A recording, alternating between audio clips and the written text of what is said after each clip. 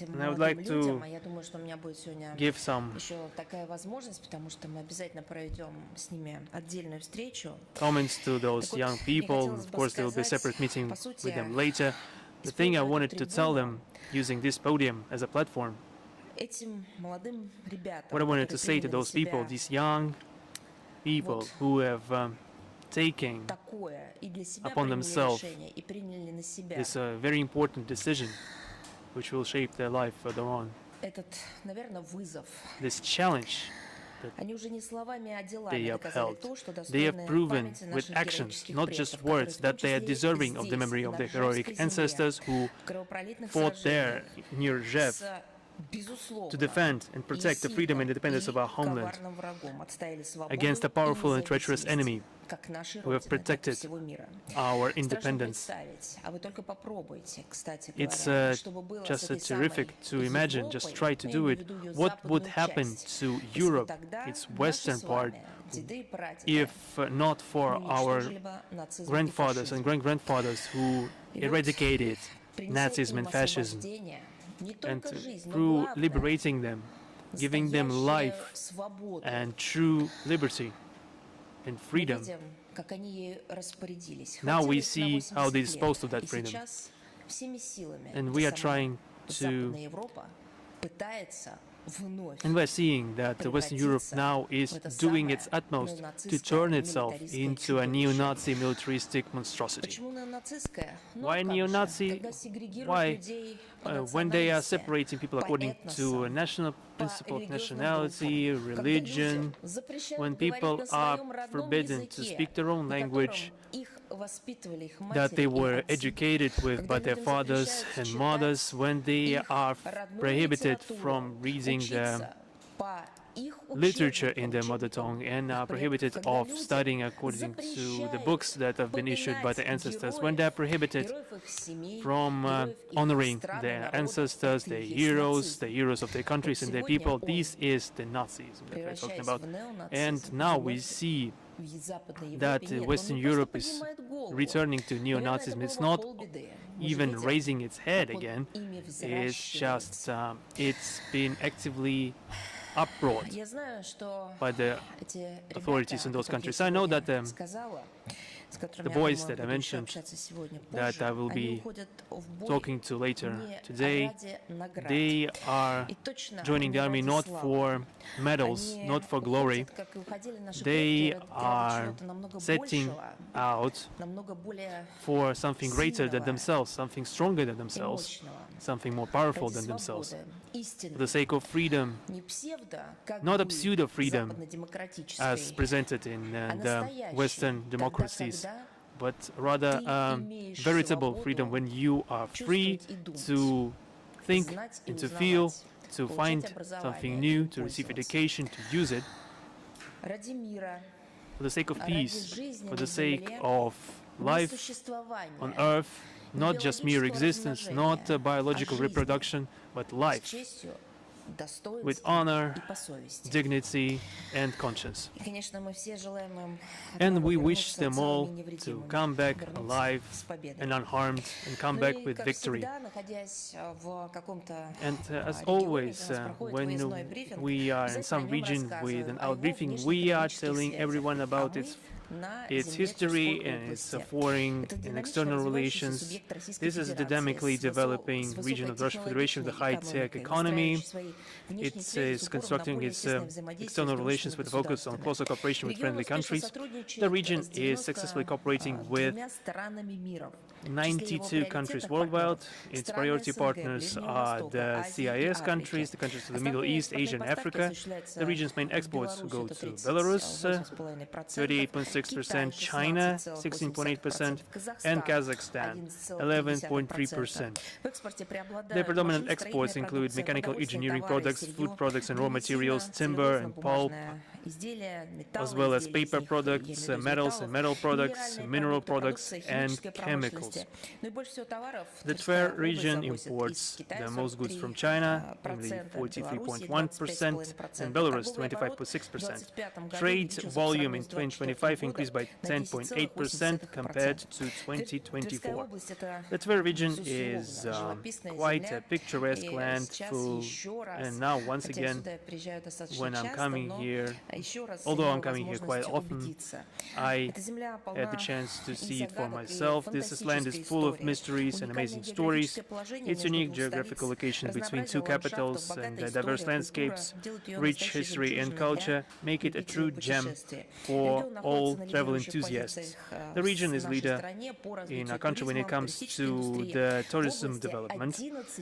There are around 11,000 historical and cultural monuments in the region that are protected by the state, and tourist flow has increased by a factor of 2.3 since 2017.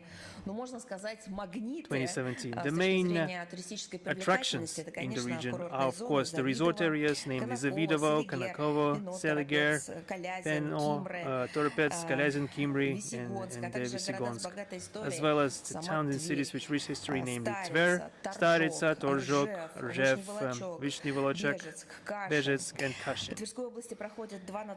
The region is also hosting two national interregional tourist routes, the Tsar's Road and At the Command of the Soul, which lead to the source of the great Russian river, the Volga. Furthermore, one of the oldest officially established tourist routes in our country, the beloved Pushkin Ring of the Upper Volga, created in 1971, passes through the region. Tver Oblast has something for everyone. Nature lovers can enjoy the beauty of forests, rivers and lakes. For example, the Lake Seliger, one of the largest lakes in the region, which is attracting tourists with its picturesque landscapes. Here you can enjoy active outdoors, recreation, and try your hand at water sports. And the Volga River, which flows its first 685 kilometers through the Tver region, and the Mologa and Medveditsa rivers will leave no one unsatisfied. The region boasts large protected natural areas such as the Zavidovo National Park, and the MFA employees should know well that there are some lands managed by the Glava Perikei of the Russian MFA.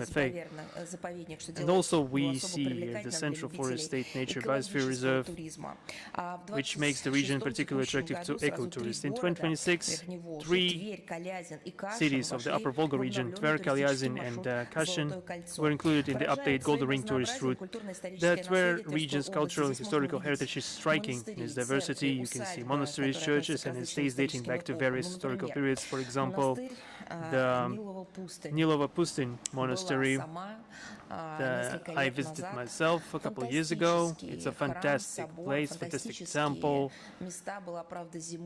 church, and I was there in winter, but I wanted to return there in summer to see it not only covered by snow, but also in the summer period. And there is a very interesting museum there.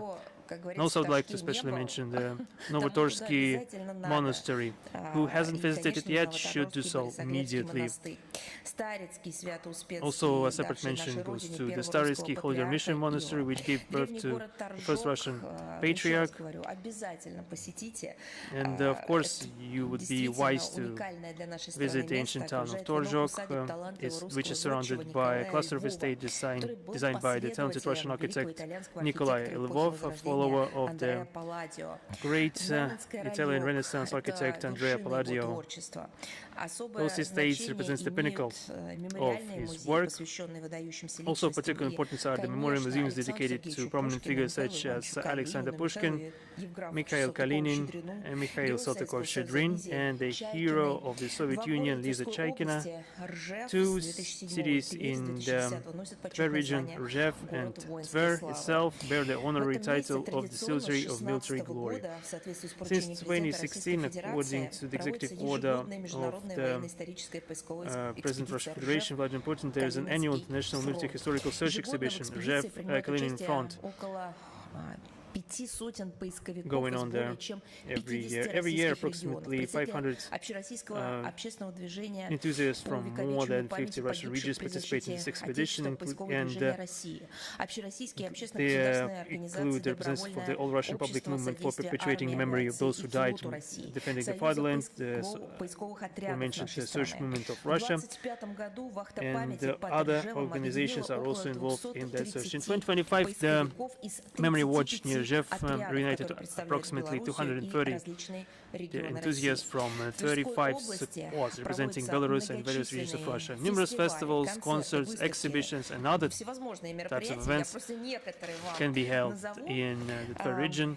I will just name a few of them, and you will understand for yourself. It's impossible to say what's the most striking out of them. The momentum is only gathering. For example, you can visit the Karandash Fest. What do you think this is all about?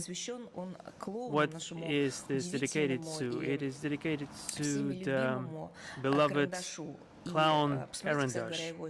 Just look at his life story. We will add it and attach it to the text of this briefing. This is something that is a part of our history and culture. Also, I'd like to mention the gastronomic festival called Kalitka, dedicated to the Karelian pie. The Karelians have lived in the Tver region for over 400 years. Also, I'd like to mention the Tselige Fishmonger Festival and the Vereshchagin Cheese Fest and the Aerostan Zavidovo Sports Festival, Opera and Jazz in Zavidovo, and also a separate mention should go to concerts performed by Igor Burtman, just to name just a few of the events. The events are numerous and diverse in character. Of course, it would be important to mention the Pozharsky cutlets. It would be only fair for every visitor of the region to try them. You can use all adjectives usually used with the word tourism, cultural, educational, recreational, pilgrimage, active, sports, nature, for children and family. Everything can be applied to activities in this region. But of course, this is all well. But we are frequently asked by foreign citizens that if we know so much about our country, what could foreign visitors do to find out all the opportunities presented by the tourist cluster in the Tver region? Of course, there are a lot of opportunities for that, but without interactive assistance, without something being accessible from through smartphones or different other devices, this would be of use. I'm talking about apps that could be convenient to use when planning a trip to Russia from abroad. That's why I wanted to mention a couple of words about the project called in English, because it's intended for foreigners, Visit Russia project. It contains useful information for everyone who is planning their trip into Russia. Our country pays enormous attention to, as per tradition, to making trips for foreigners as comfortable as possible, and this has been developed with the participation of the different state agencies, for example, the Central Bank and the Agency of Strategic Initiatives, and some other commercial structures. What is the essence of this project? It is to create a digital platform based on AI technologies and a mobile app.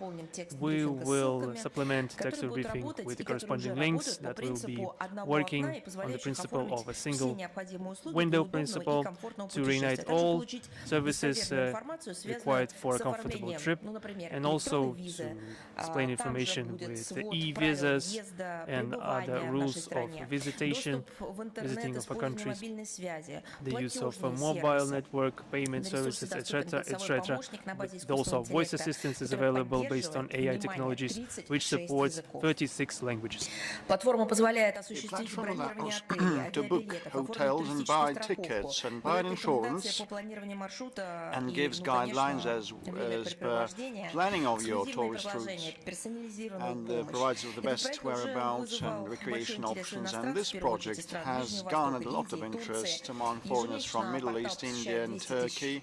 Our friends from elsewhere, 200,000 tourists visit this web portal each day, so please get to know it and test it and utilize it on tour to make a wonderful journey. Now we move to the relevant international agenda, and I will start by mentioning a very grave topic. Today on the 27th of July, I cannot actually select a verb. Well, we commemorate a tragic date. It is a day of remembrance for children who were victims of the brutal war unleashed by the fascist Kiev regime, and the commemorative date was established by the decree of the head of the People's Republic of Donetsk on the 11th of July 2022. On that day, in 2014, Ukrainian punitive forces launched a Grad missile attack on the downtown and center of Horlivka, killing 22 civilians, including 4 children. Among them were 23-year-old Kristina Zhuk and her 10-month-old daughter, who later became known as the Horlovka Madonna. Their names are immortalized on the Avenue of Angels in Donetsk. According to the Investigative Committee of the Russian Federation, from 2014 to 2026, over 240 children were killed by the Ukrainian armed forces. Another 1,225 were injured to varying degrees. The terrorist attack on the dormitory of the Pedagogical College in Starobelsk on the 22nd of May killed 21 students, and I'd like to emphasize most of them were female students, and injured more than 40 others. On the 17th of June, a strike on a bus carrying children in the Bryansk region killed a pregnant woman accompanying them and injured 6 people, including 5 children. On the 20th of July, drones struck a passenger bus in Shebekino, killing a 3-year-old child. What has the Kiev regime been telling about children and care for children?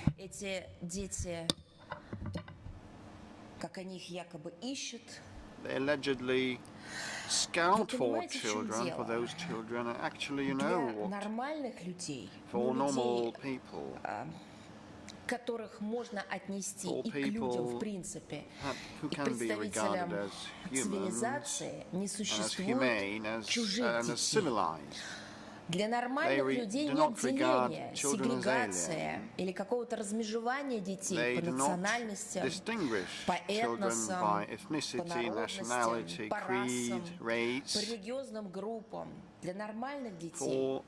For normal people, there is the notion of child, and normal people will never ever see the suffering of children and trying to assist or display compassion will ask, who do you belong to? What is your ethnicity? What is your nationality? What is your mother tongue? What are your parents called? And what is your patronymic name? And what are the final letters of your surname? And which God you pray? And who do you believe in? A normal individual will first do everything and anything to help a kid and alleviate the suffering or prevent the suffering from happening. And those who believe and state that they are supportive of resolutions in support of maternity and childhood and have been touting everybody that they've been looking for their children, but at the same time they horribly, atrociously kill children. They cannot be regarded as normal people, normal humans. And actually, secondly, they need to get those kids back, not to provide them with a happy childhood and life, but to justify for their bloody crimes and to deflect everyone's attention from their bloody crimes. And thirdly, to make them kids, any kids, fall another prey to their ideology. В переносном смысле, завербовать их, заразить тем же самым нацизмом, либо просто потом, спустя какое-то время, с помощью этих людоловов рекрутировать, насильственно мобилизовать и бросить на верную погибель. Страшная статистика кровавых преступлений киевского режима продолжается. Они ведь целенаправленно наносят удары именно по детям. На Западе закрывают на это глаза, но это уже тоже сыгранная карта. Они не столько закрывают глаза, сколько всячески это поощряют. Поставками вооружений, передачей все новых и новых средств, политической информационной поддержкой. And equipment and political support, and they've been justifying the barbaric acts and silencing and hushing up the terrorist attacks and whitewashing their neo-Nazi character of the perpetrators. But we forget nothing. We will continue to point out the war crimes committed by the Ukraine with the full support of the self-proclaimed so-called progressive, in inverted commas, so-called progressive part of the global community. And we will seek to ensure that everyone responsible for the pain, suffering and death of children receives the due punishment. This is no vengeance, this is no instinct, this is preserving what is called humanity on Earth. On the 27th of July at 10 a.m. Moscow time, a memorial service for the children of Donbass and other Russian regions whose lives were taken by the criminal Kiev regime was held at Donetsk People's Republic Square in Moscow. Participants laid flowers at a sign bearing the names of the deceased. A memorial service was held at the Donskoy Monastery. Memorial services for children who have passed away are also being held in many other Russian cities. Our entire country prays for them and will do everything that their names never be forgotten. And as I've said, the perpetrators, the criminals, to be punished. Now we move to the situation around the so-called Ukrainian crisis. Although we all know what it's all about. It's about a fight against neo-Nazism that, with the support of Western handlers, continues its terror against civilian population, and the Kiev neo-Nazi regime, with the support of Western handlers, continues its terror against the civilian population and civilian infrastructure. During the week of 13 to 19 of July, 433 people were injured at the hands of Ukrainian armed forces. 15 to 24th July, in 9 days, out of them 86 died, including 6 children, and 409 were wounded, including 12 children. now regions, so that nobody on the planet should say there haven't been no Kirovsk Oblast, 24th of July, a missile attack on an enterprise in Kirov killed 5 people and 26 were injured. We commented on that on the 24th of July with a message on the site, Belgorod region. On July 18th and 20th, drones with shrapnel were used to attack the passenger buses in the village of Dubovoye.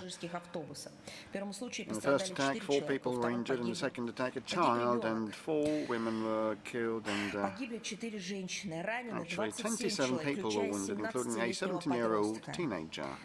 The most mind-boggling is actually, well, these social statistics are organized this way.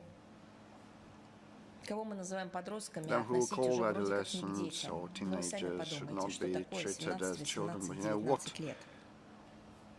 what are they aged 17 or 18? Between the 15th and to 23rd July, Ukrainian armed forces strikes in the region killed 16 people and wounded at least 134, including the young man mentioned above, a 13-year-old girl, 2 16-year-old girls and a 18-year-old girl, and 2 young men aged 16 and 18.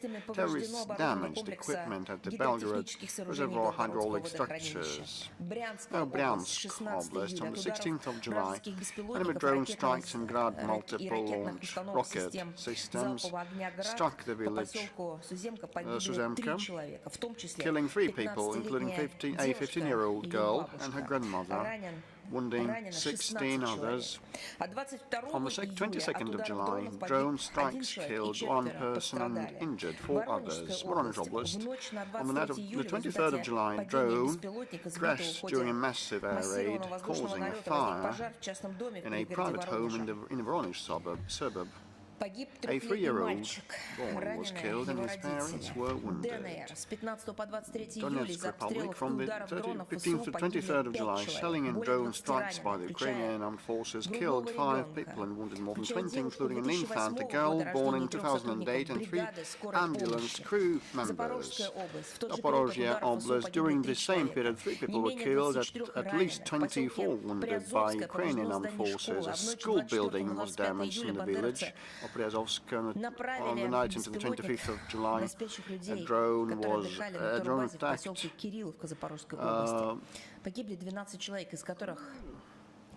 innocent people in a tourist base, and 4 children were killed. Krasnodar Krai, on the 21st of July, debris from a downed enemy drone fell on a 7-year-old girl in Sochi. Ukrainian drone attacks on the night of July 22 killed a security guard in Armadir and a girl in Krasnodar and wounded 10 others. Kursk Oblast, from 15 to 23rd of July, drone and artillery attacks killed 1 person and wounded 23 others, including 4 girls between the ages of 16 to 20. And a Belarusian citizen. On the 19th of July, enemy drones struck 4 apartment buildings in Kursk, blocks of flats in Kursk, a bus stop and a grocery store in Lgov. Lugansk People's Republic, 10 people were killed and there were 35 injured in enemy attacks in the region on the same days, including 2 children aged 10 and 14 and 5 emergency services personnel coming home from extinguishing fire. Moscow region, on the night of the 18th of July, Ukrainian drone strikes on civilian infrastructure in several towns killed 1 civilian and injured 61 people, including 57 in Elektrostal. A drone strike on the night of July 20 injured 10 civilians, including an 11-year-old girl and 3 Chinese citizens.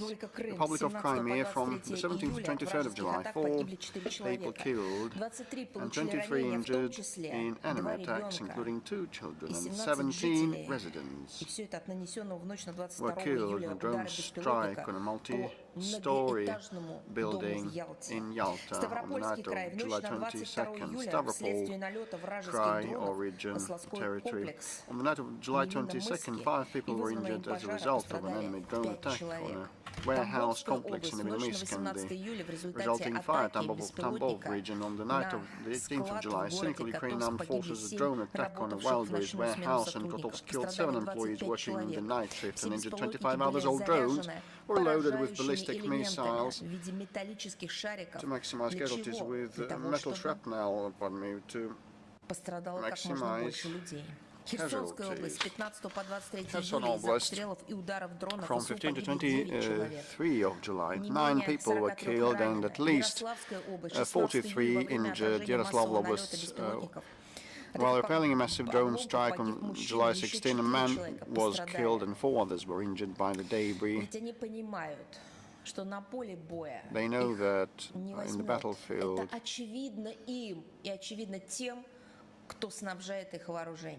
they will not gain. This is why they strike the civilians. For all that, punishment is to follow. которые осуществляются силами вооруженных сил Российской Федерации и те, которые осуществляются силами российских правоохранительных органов, которые продолжают сбор доказательств для привлечения функционеров Киевского режима, боевиков и командования ВСУ, иностранных наемников к уголовной ответственности за военные преступления и терроризм. Ukrainian troops, command and foreign mercenaries accountable for war crimes and terrorism, for terrorist activities in the Kursk region. In 2025, Ukrainian armed forces, militants Roman Shapoval, 16 years of imprisonment, Vasily Bukhalin and Valery Nikitenko, 15 years of imprisonment each, were sentenced in person to lengthy terms. And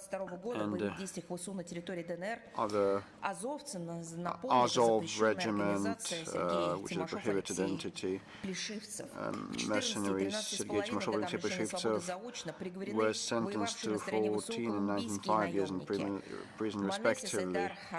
Colombian mercenaries Meneses Edarmando Pipicanyo and Argoti Julio Cesar Burbanyo, who fought on the side of the Ukrainian forces, were sentenced in absentia to 14 and 13.5 years in prison. The court has sentenced Eldoradas Butamas, a journalist who, with the Lithuanian National Radio and Television, to 20 years in prison in absentia. He was involved in providing financial support to Lithuanian mercenaries who fought on the side of the Kiev regime in Donetsk and Luhansk People's Republics, and well as to the Ukrainian forces and units involved in terrorists. Well, on July 15th, the Ukrainian Statehood Day, and this is the so-called celebration of that day, a witch huddle, I'd say. Well, sovereign Ukraine had a right to celebrate their statehood or Independence Day, but actually it was originally scheduled to coincide with the day of the Christianization or conversion of Rus on July the 28th. But since 2024, following the artificial transition to the Gregorian church calendar, it has been moved back 2 weeks. The so-called Fifth Ukraine Southeastern Europe Summit, in inverted commas, held in Kiev was timed to coincide with this date. Its participants became the main protagonists of the festivities. It was called the Ukrainian Statehood Day, and naturally, well, people remember their heroes of the past and remember their past and have theatrical performances related to their national symbols and decorate their own nationals, but the Kiev regime makes it coincide with another date and engages international participants, which actually dilutes this statehood. And they've been actually inviting those who master and command them to attend the festive festivities. So these participants of the Ukraine Southeastern Europe Summit became the main protagonists of those festivities. Just a short example, a brief example to cite. If a family marks an important family holiday like a marriage anniversary or a birthday of a family member, something related to the family, this family's history, but at the same time they invite as the guests of honor someone who never bore any relation to the family. So, and this accounts for it. So, and those people that don't have anything to do with Ukrainian statehood were given a walk through sacred, so to say, sites and places associated with, what do you think? Just try to fancy where the Ukrainian statehood was born, where the origins are. Places linked to the events of the anti-constitutional coup of 2014 and correspondingly the current conflict situation. Everything that happened beforehand doesn't count, apparently. However, the planned visit to Bucha was cancelled for one reason or another, due to concerns about Russian military strikes. The further drive home on the point of this, Ukrainians sounded air raid siren and set up a massive fire in a warehouse in one of the districts of the capital, and creating this black smoke to create a smoke screen for foreign guests, and created something similar to Halloween celebrations. And European Commission President Ursula von der Leyen received a special program dedicated to her, and she is one especially responsible for Ukrainian statehood. And what would it be without her?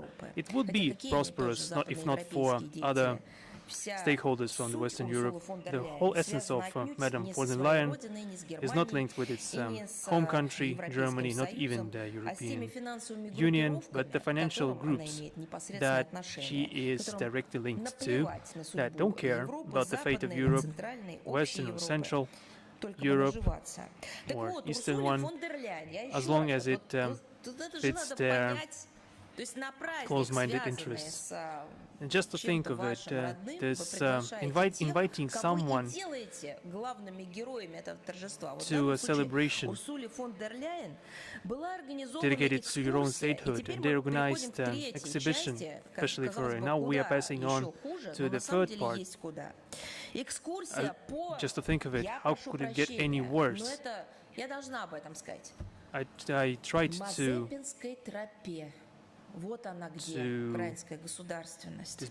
not believe it, the Mazepa Trail in the Kiev-Pечерsk Lavra, and they showed the Uspensky Cathedral, allegedly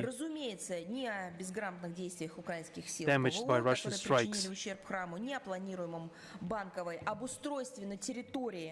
And there were talks about creation of a Ukrainian pantheon to rebury the Ukrainian actors of the Second World War, and this is all sponsored by the Western officials. They are giving money for this, for all these those wretches, collaborationist wretches, to be exhumed from the European Union countries, to be transferred to those pantheons. However, this didn't particularly concern Ursula von der Leyen. She was far more interested in the integration of Ukrainian defense enterprises into the European military-industrial complex. She made no secret of her admiration for Europe becoming a production rear line for the Ukrainian armed forces, declaring the presence of safe and reliable sites in EU capable of significantly increasing military production as a good thing. Those are the very same, I remind everyone,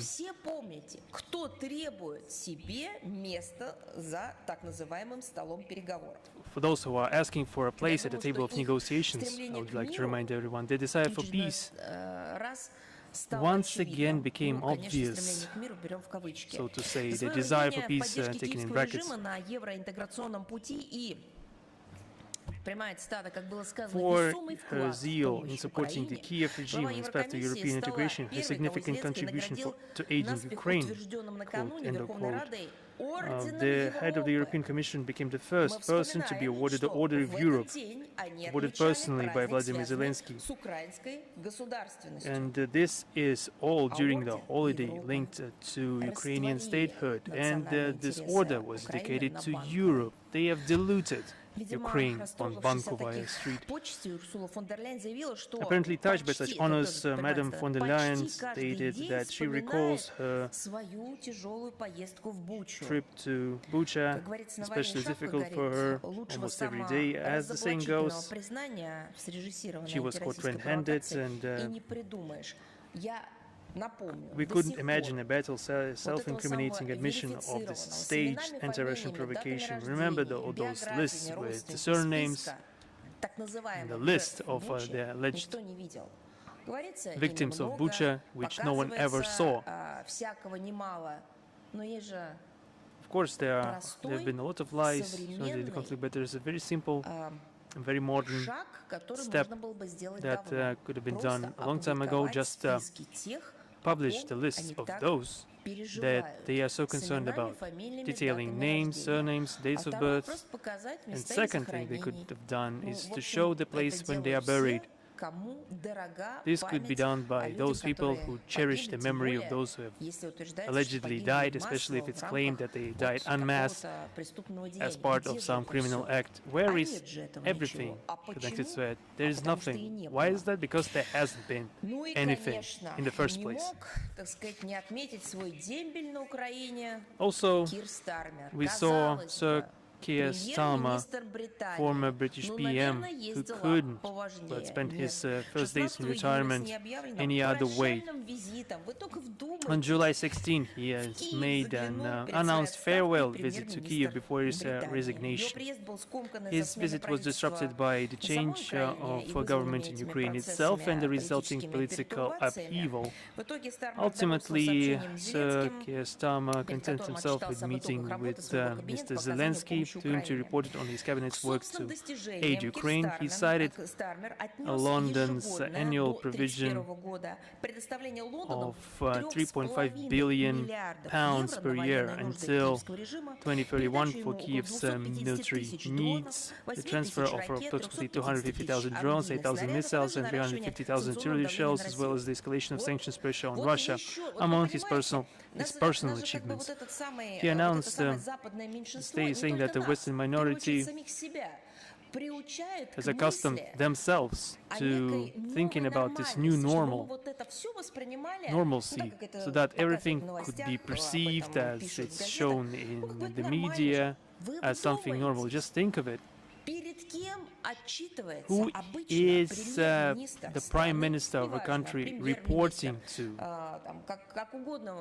No matter the country or the analogous position, the head of the administration, Prime Minister, doesn't matter. The key person in the government, the key leaders of the country, on the eve of his resignation, who is he reporting to? Their own people. They're holding events, they are coming to the parliament or some legislature institution. They meet with the representative of the popular movements representing their party. In each country there are some procedures and traditions in place. Now, what we see is a representative of Western minority is arriving with a report on his accomplished work. He is coming to the Bankovaya Street. What does this resemble? This resembles a ritual, as if they should bend the knee before some idols that they have taught everyone to worship, to report on the work accomplished, without mentioning that this work in the first place is the scope of sabotaging their own countries, their own stability. or putting mines under their own countries and peoples. No, on the contrary, they are proud of what they've done and what they've accomplished. Recently, we heard Starmer say with no less glee that his administration saw the British Parliament the most homosexual of its kind in the world. Just to understand the level of the people occupying those posts in the Western community, trying to promulgate and continue this dictate of the will to the entirety of the world. Also, Starmer mentioned and announced Britain's intention to raise £300 million together with Sweden for the production and delivery of new 16 Gripen E fighter jets, a third of which would be British-made, to the Ukrainian armed forces by 2021. He also particularly highlighted the centenary partnership agreement signed in January 2025. Usually people, when they are coming with a visit to other countries at the end of their tenure, they are announcing or reporting about the projects that would be defining to improve the livelihood of the future generation. What could be relevant in that regard? Obviously, the questions of technology, the entirety of the world is now in discussion about the artificial intelligence technologies and ways of medicine, especially after 2020 in the pandemic. There is a heightened interest in everything that relates to medicine, environment, which used to be an important priority area for the West, the so-called human rights. Why am I saying so-called? Because I'm talking about the West's interpretation of human rights. Of course, nothing of that sort was mentioned. He only mentioned the things that would be an obvious continuation of Western minorities policy, and he talked about this with pride. And for such outstanding results in sponsoring the conflict, Keir Starmer was awarded the Ukrainian Order of Freedom. Upon receiving the award, he assured Zelensky of London's unwavering pro-Kiev position, regardless of any change in British government. No matter who is in power in the UK, the chief desires to inflict maximum damage to Russia, to provoke a confrontation dangerous for Europe, regardless of the costs, including those to its own country. It's irrevocable. Now a couple of words about the extremist website called Mirror Tvorets, or Peacemaker. This is a criminal practice to place the personal data of Russian citizens in different foreign databases, especially of an extremist kind. On July 14th, Russian Minister of Internal Affairs placed one of its founders of the portal, Mr. Georgy Tsuka, on the wanted list. He was previously included in our country's list of extremists and terrorists. The website was founded in 2014 in close cooperation, if not under supervision, of the Ukrainian intelligence agencies. It posts the personal data of individuals the website's creators believe are involved in law-breaking and crimes against Ukraine's, as they formulate it, Ukraine's national security. What does this signify? Anyone who expresses any opinion that differs from the official position or contradicts the narratives of the Nazi Kiev regime is automatically becoming the enemy of Ukraine and risks being posted on this website. Essentially, they are forming true of a kind hit lists. It was after the publication on this website that Italian journalist Andrea Uccelli, writer and publicist Oles Buzina, the founder of former Party of Regions deputy Oleg Kalashnikov, and Russian journalist Daria Dugina were murdered. They have been murdered, not just died by themselves. Whenever someone featured on the website dies, their photo is marked with the label liquidated. And this is all happening during the era where there's been more than 100 years since the adoption of the Charter of the Rights of the Person, and they are using technology openly without any reproach on the part of the Western ruling circles, and all those same things should have been classed as something deeply reproachable, deeply deplorable by the Western media and non-state actors. In addition to politicians, journalists, diplomats, and public figures, the portal also includes information about Russian athletes and cultural figures. In other words, people are sentenced to death for example, athletic achievements and creative work, but it's not the end of it. The most cynical thing that we see is that this website has data about minors, adolescents. Perhaps you might think that we're trying to alter the information, that perhaps those children have already grown. But no, information published on this website includes children, includes minors. While such cases were previously isolated in character, now children are being added in droves. Among them are not only Russian children, but also from Belarus, from Ukraine, Azerbaijan, Israel, Uzbekistan, and Moldova.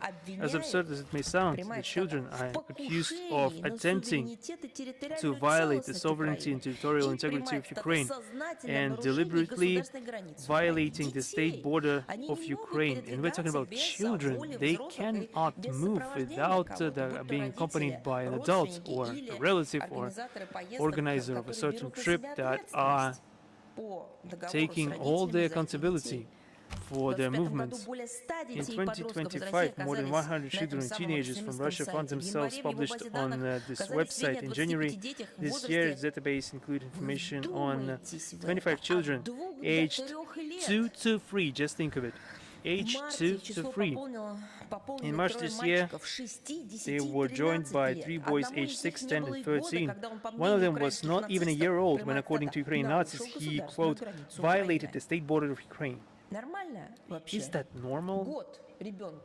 A 1-year-old child, is he providing documents or answering questions? Can he give any explanation as to why he was in that place or another? The oldest is 17, the youngest only 5. In July this year, the name of a 17-year-old boy appeared on the site accused of illegally crossing the Ukrainian border, which he committed being 9. They tracked him.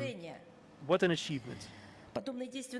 Such actions violate not only the international law and the Convention on Rights of the Child, but also all existing norms of morality and humanity. I would even say it in the following way. This website is propaganda of anti-morality. Children are turned into targets, politically charged accusations are attributed to them, information is published and are put on public display without any regard for their safety, dignity, or their future. You know, many people, when a couple years ago, when they first appeared on the website, when we saw children being featured there, many people interested in this topic and the agenda connected to Ukraine, honestly, perhaps they thought that this was a sort of a provocation, perhaps the website was hacked, or the Kremlin hackers, the famous Russian hackers, hacked the site to marginalize the Kiev regime. This cannot be happening for real. Can it? Well, it can. Let's close our eyes, let's ignore it, just let's think that there are no children on this website. Now we see dozens, hundreds of such names on the website. This violates all principles of international law, humanitarian law, and morality. This is cynical, I don't know, cynical branding against minors and the deliberate creation of risks for those children and their families.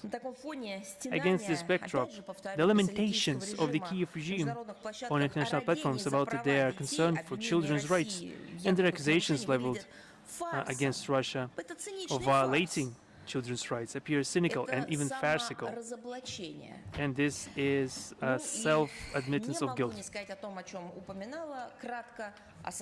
I also mentioned briefly the creation of Ukrainian national pantheon in the Kiev Pечерsk Lavra. Usually I say something along the lines to journalists and advocates of the briefing who are trying to attract attention. I will warn everyone that perhaps not everyone will perhaps be able to handle it. So the things I'm about to talk about are perhaps not for the weak-willed. Perhaps if you don't find the strength within yourself to face it, I will not judge you. On July 17, the head of the Ukrainian Institute of National Remembrance and well-known Hitler admirer, and it's exactly what he is, I'm not trying to libel him, Alexander Arforov revealed some details of Bankovy's plan to create the Ukrainian National Pantheon in the territory of the Kiev Pечерsk Lavra. According to him, this memorial cemetery is not intended for collecting relics. This is the Kiev Pечерsk Lavra, after all. This is the place where monks lived as per the tenets of Christianity, where neither politics nor fashion had the upper hand, but what went through millennia, the Orthodox faith, Christianity. And now they've been saying that this is not a place for collecting relics. And this Alferov also said that this will not be converted into a large-scale cemetery, according to him. Not 300 to 500 people will be buried there, but several dozen prominent Ukrainians. It's a quote.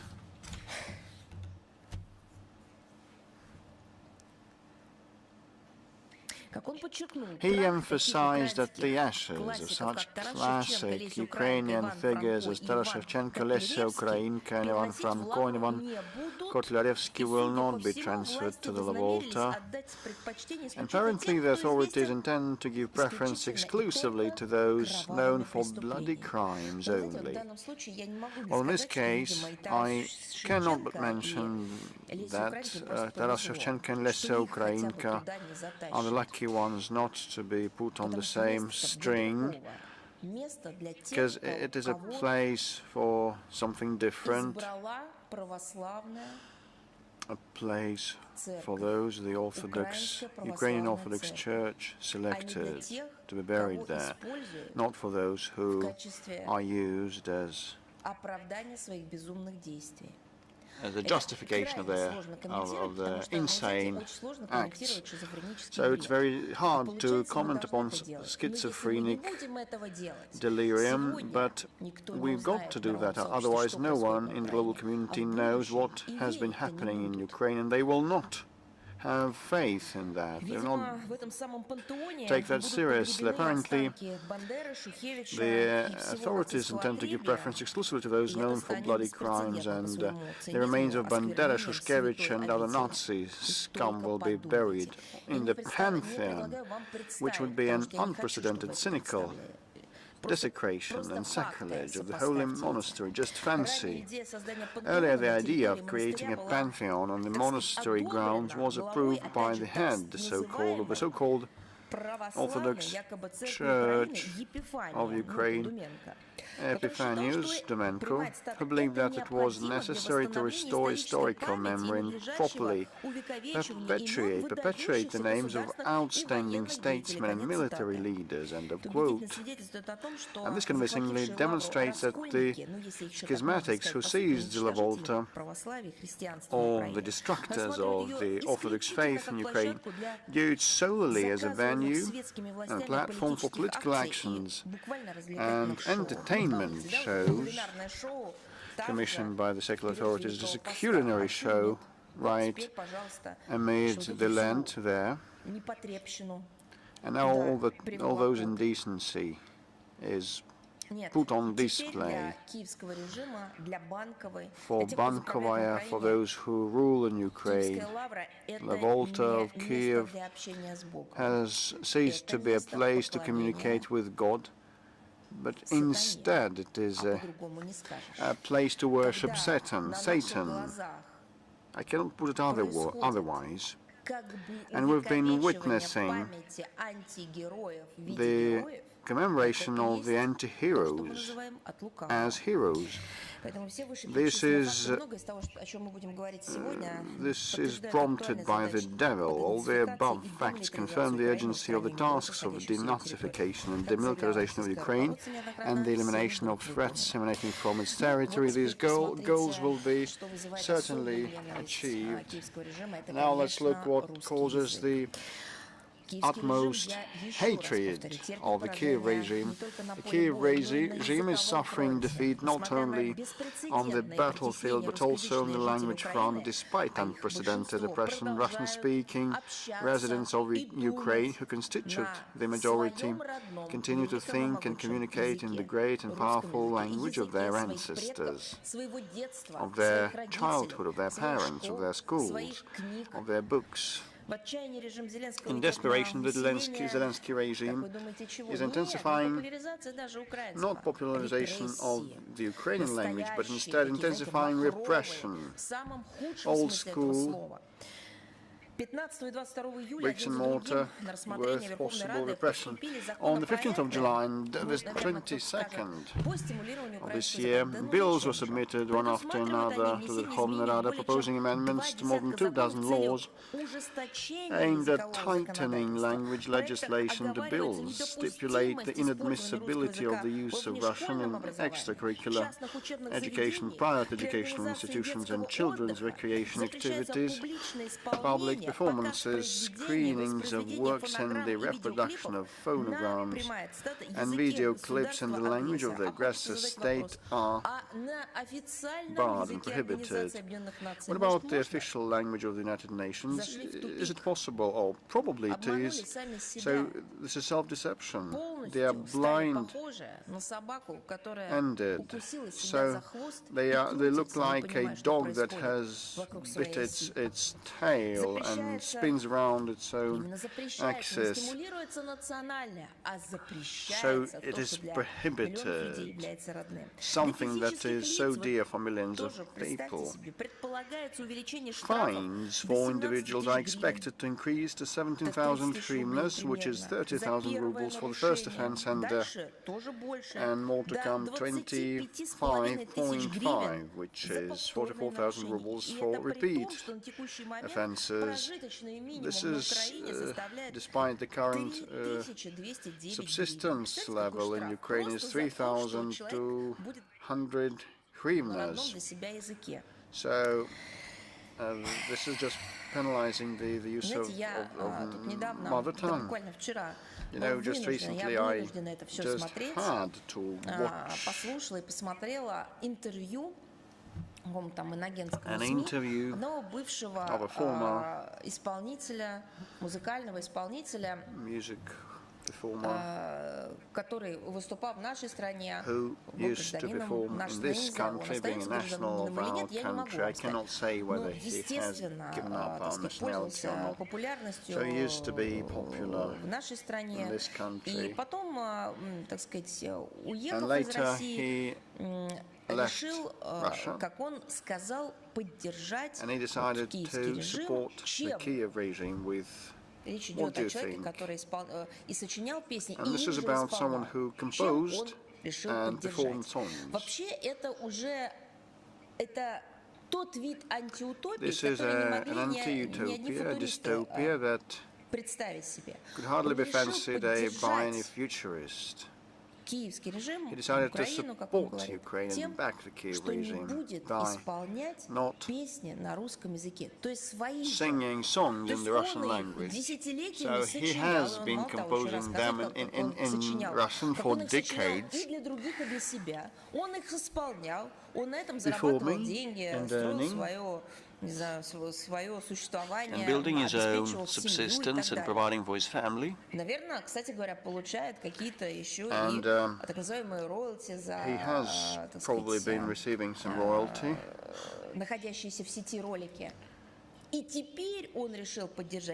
Fees and payouts for what he finds on, or what you may find on the line, so which is a testimony of the self-destruction. This is EDSC that has been destroying human mind, human cognition.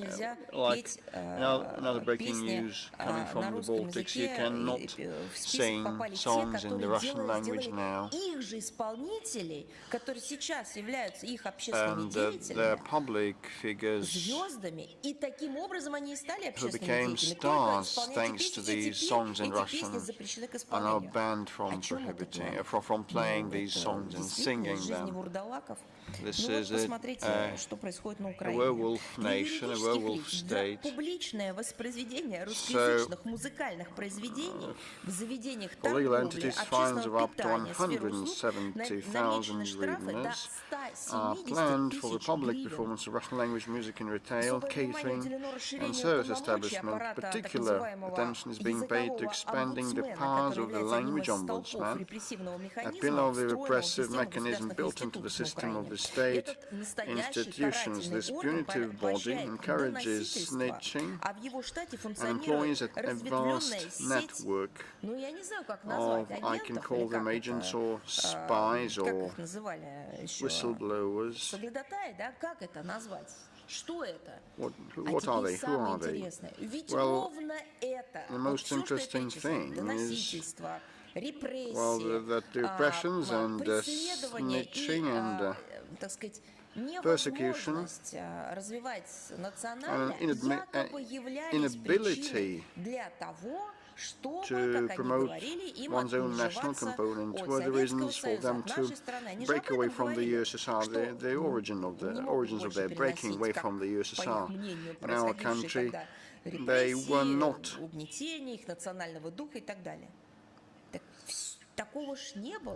capable, able, they said, to witstand what happened anymore. I do not know any other historical epoch,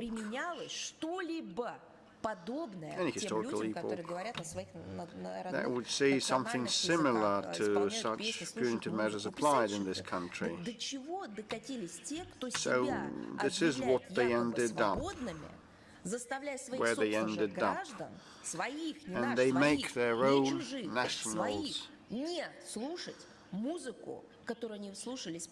They compel to reject our music and the books, the works of art, works of literature. They ban them and bar them from that.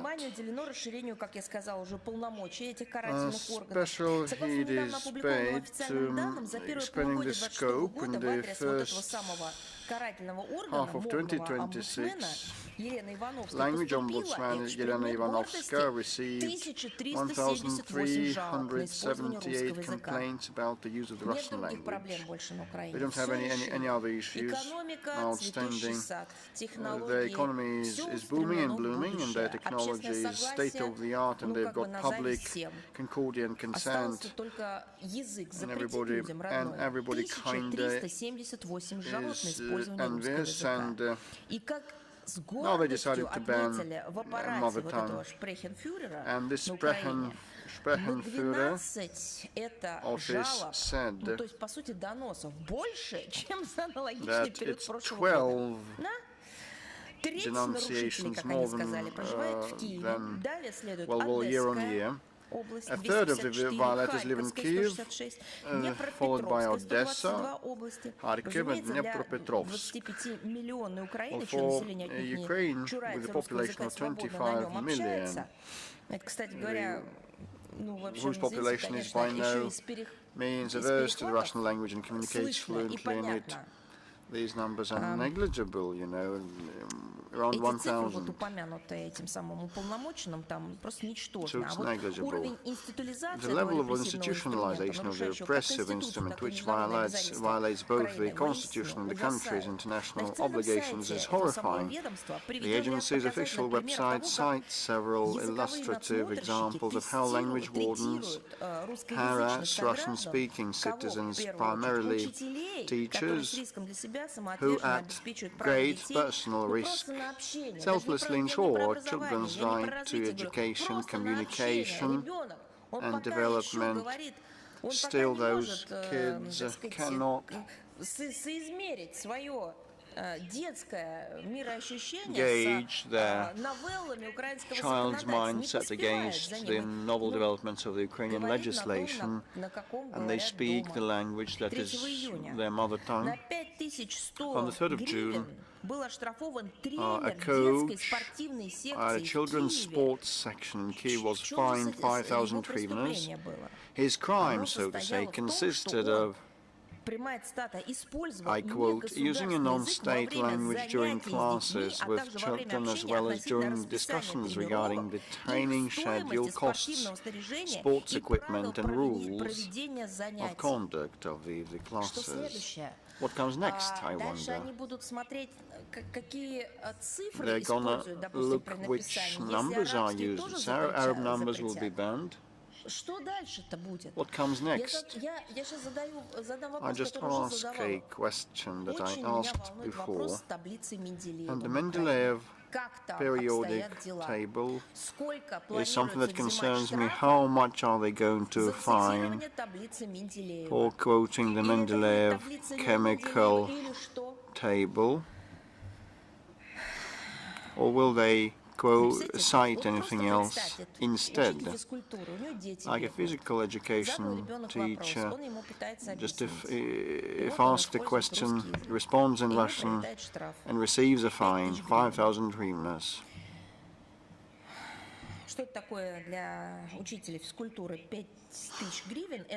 And for them, 5,000 hryvnias is 2/3 of their salary.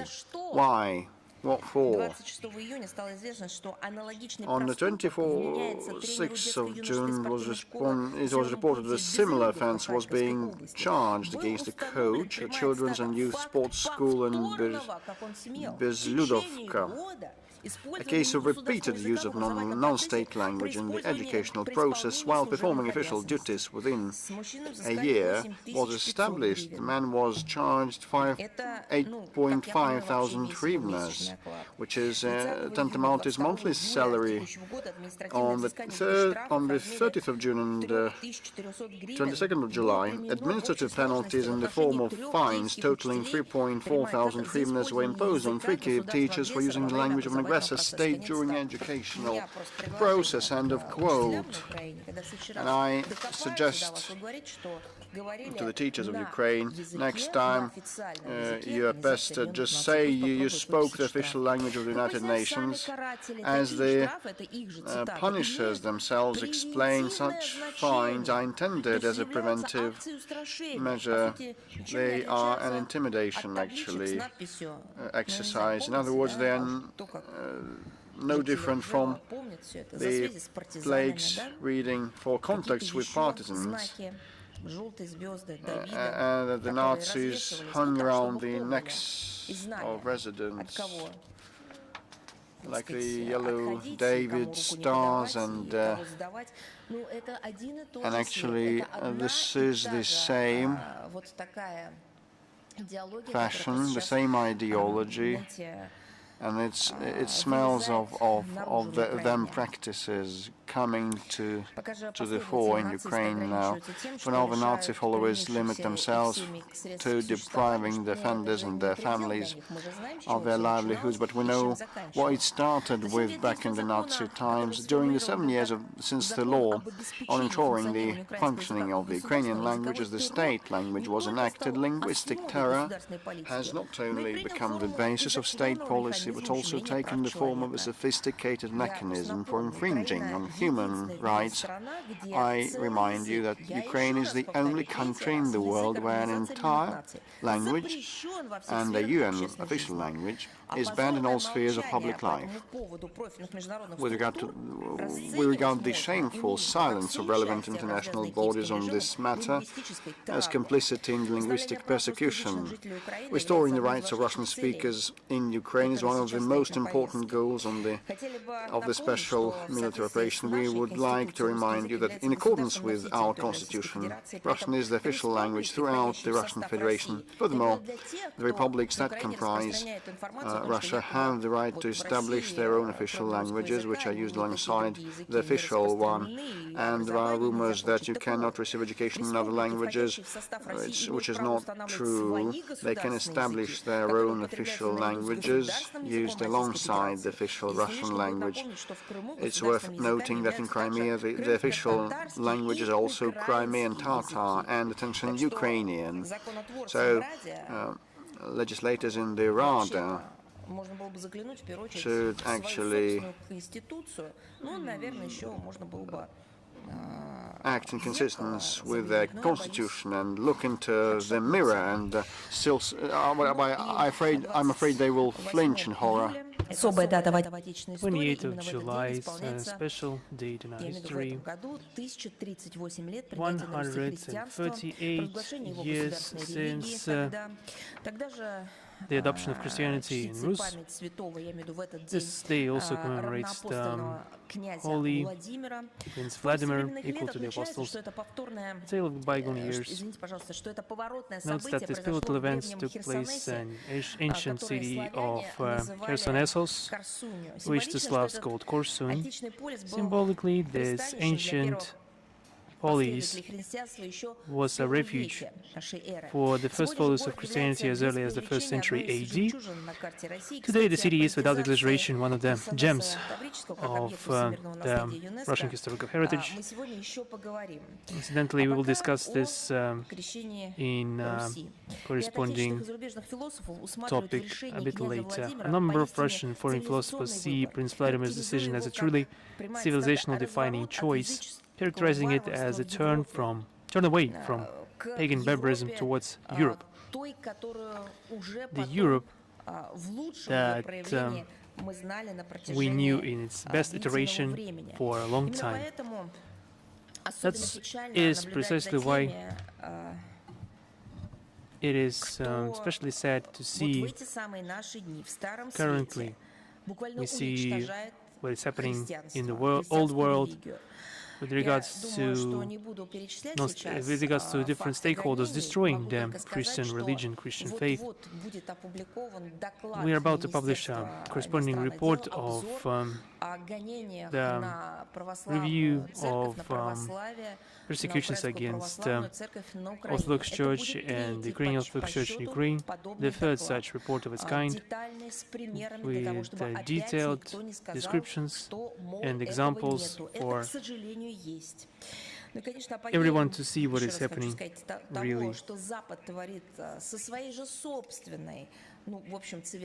This is just the apogee of this lawlessness is Ukraine. For over a decade, the regime that has seized power in that country is waging war on history, not the history of the regime, but the history of the country that has been ruled by this regime. The persecution of the canonical Orthodox Church continues unabated, with churches seized and clergy parishioners attacked.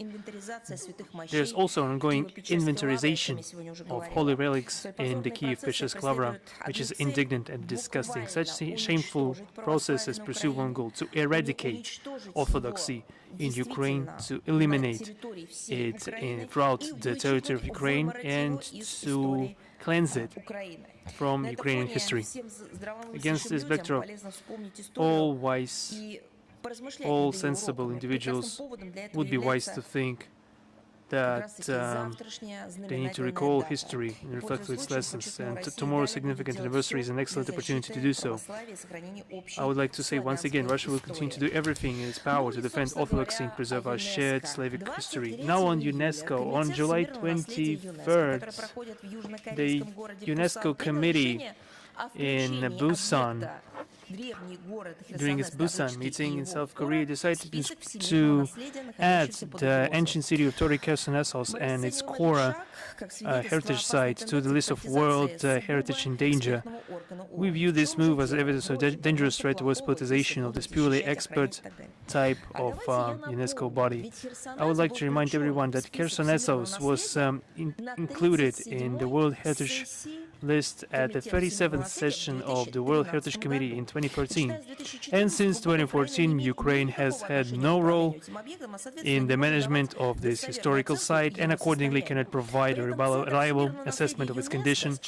Furthermore, since 2014, the UNESCO World Heritage Center has refused to accept documentation prepared by the management of the Tory Khersonesos Museum, and our willingness to receive UNESCO representatives to monitor the situation at the site has been ignored. They want, on the one hand, to protect it, on the other hand, they don't accept and recognize the documentation and facts as to the current state of this site, and they are receiving this information from those who are ignoring their own heritage. We've mentioned this plenty today. Once again, I would like to emphasize that Russia has significantly contributed to preserving the outstanding universal value of this ancient city and its monuments, including the work to protect the ancient ruins from human impact, and also that we performed archaeological excavation that allow for more detailed understanding of the site historical periodization. The real threat to the Tory Khersonesos comes explicitly from the Kiev regime. Unique monuments of Crimea are regularly subjected to Ukrainian terrorist attacks and drone strikes, and there is a danger of debris falling from missiles and drones supplied to Kiev by its Western sponsors. What do you think? Did anyone from the UNESCO Secretariat, from these special agencies, once mentioned any type of concern or some words of condemnation in relation to those attacks against World Heritage sites? No, of course not. Russia strictly adheres to its obligation under the 1972 Convention concerning the protection of the world cultural and natural heritage, and is doing everything in our power to preserve the Tory Khersonesos and its monuments for the contemporary visitors and future generations in the current challenging circumstances. We also noted that the House of Commons of the UK has prepared another report on Russia. British MPs wish to see what is the state of the bilateral, as they say, UK-Russia relations. Isn't that clear to someone? Still, they can be characterized, the state of those relations can be characterized in a couple of words. And the same goes for those who has led to the current situation.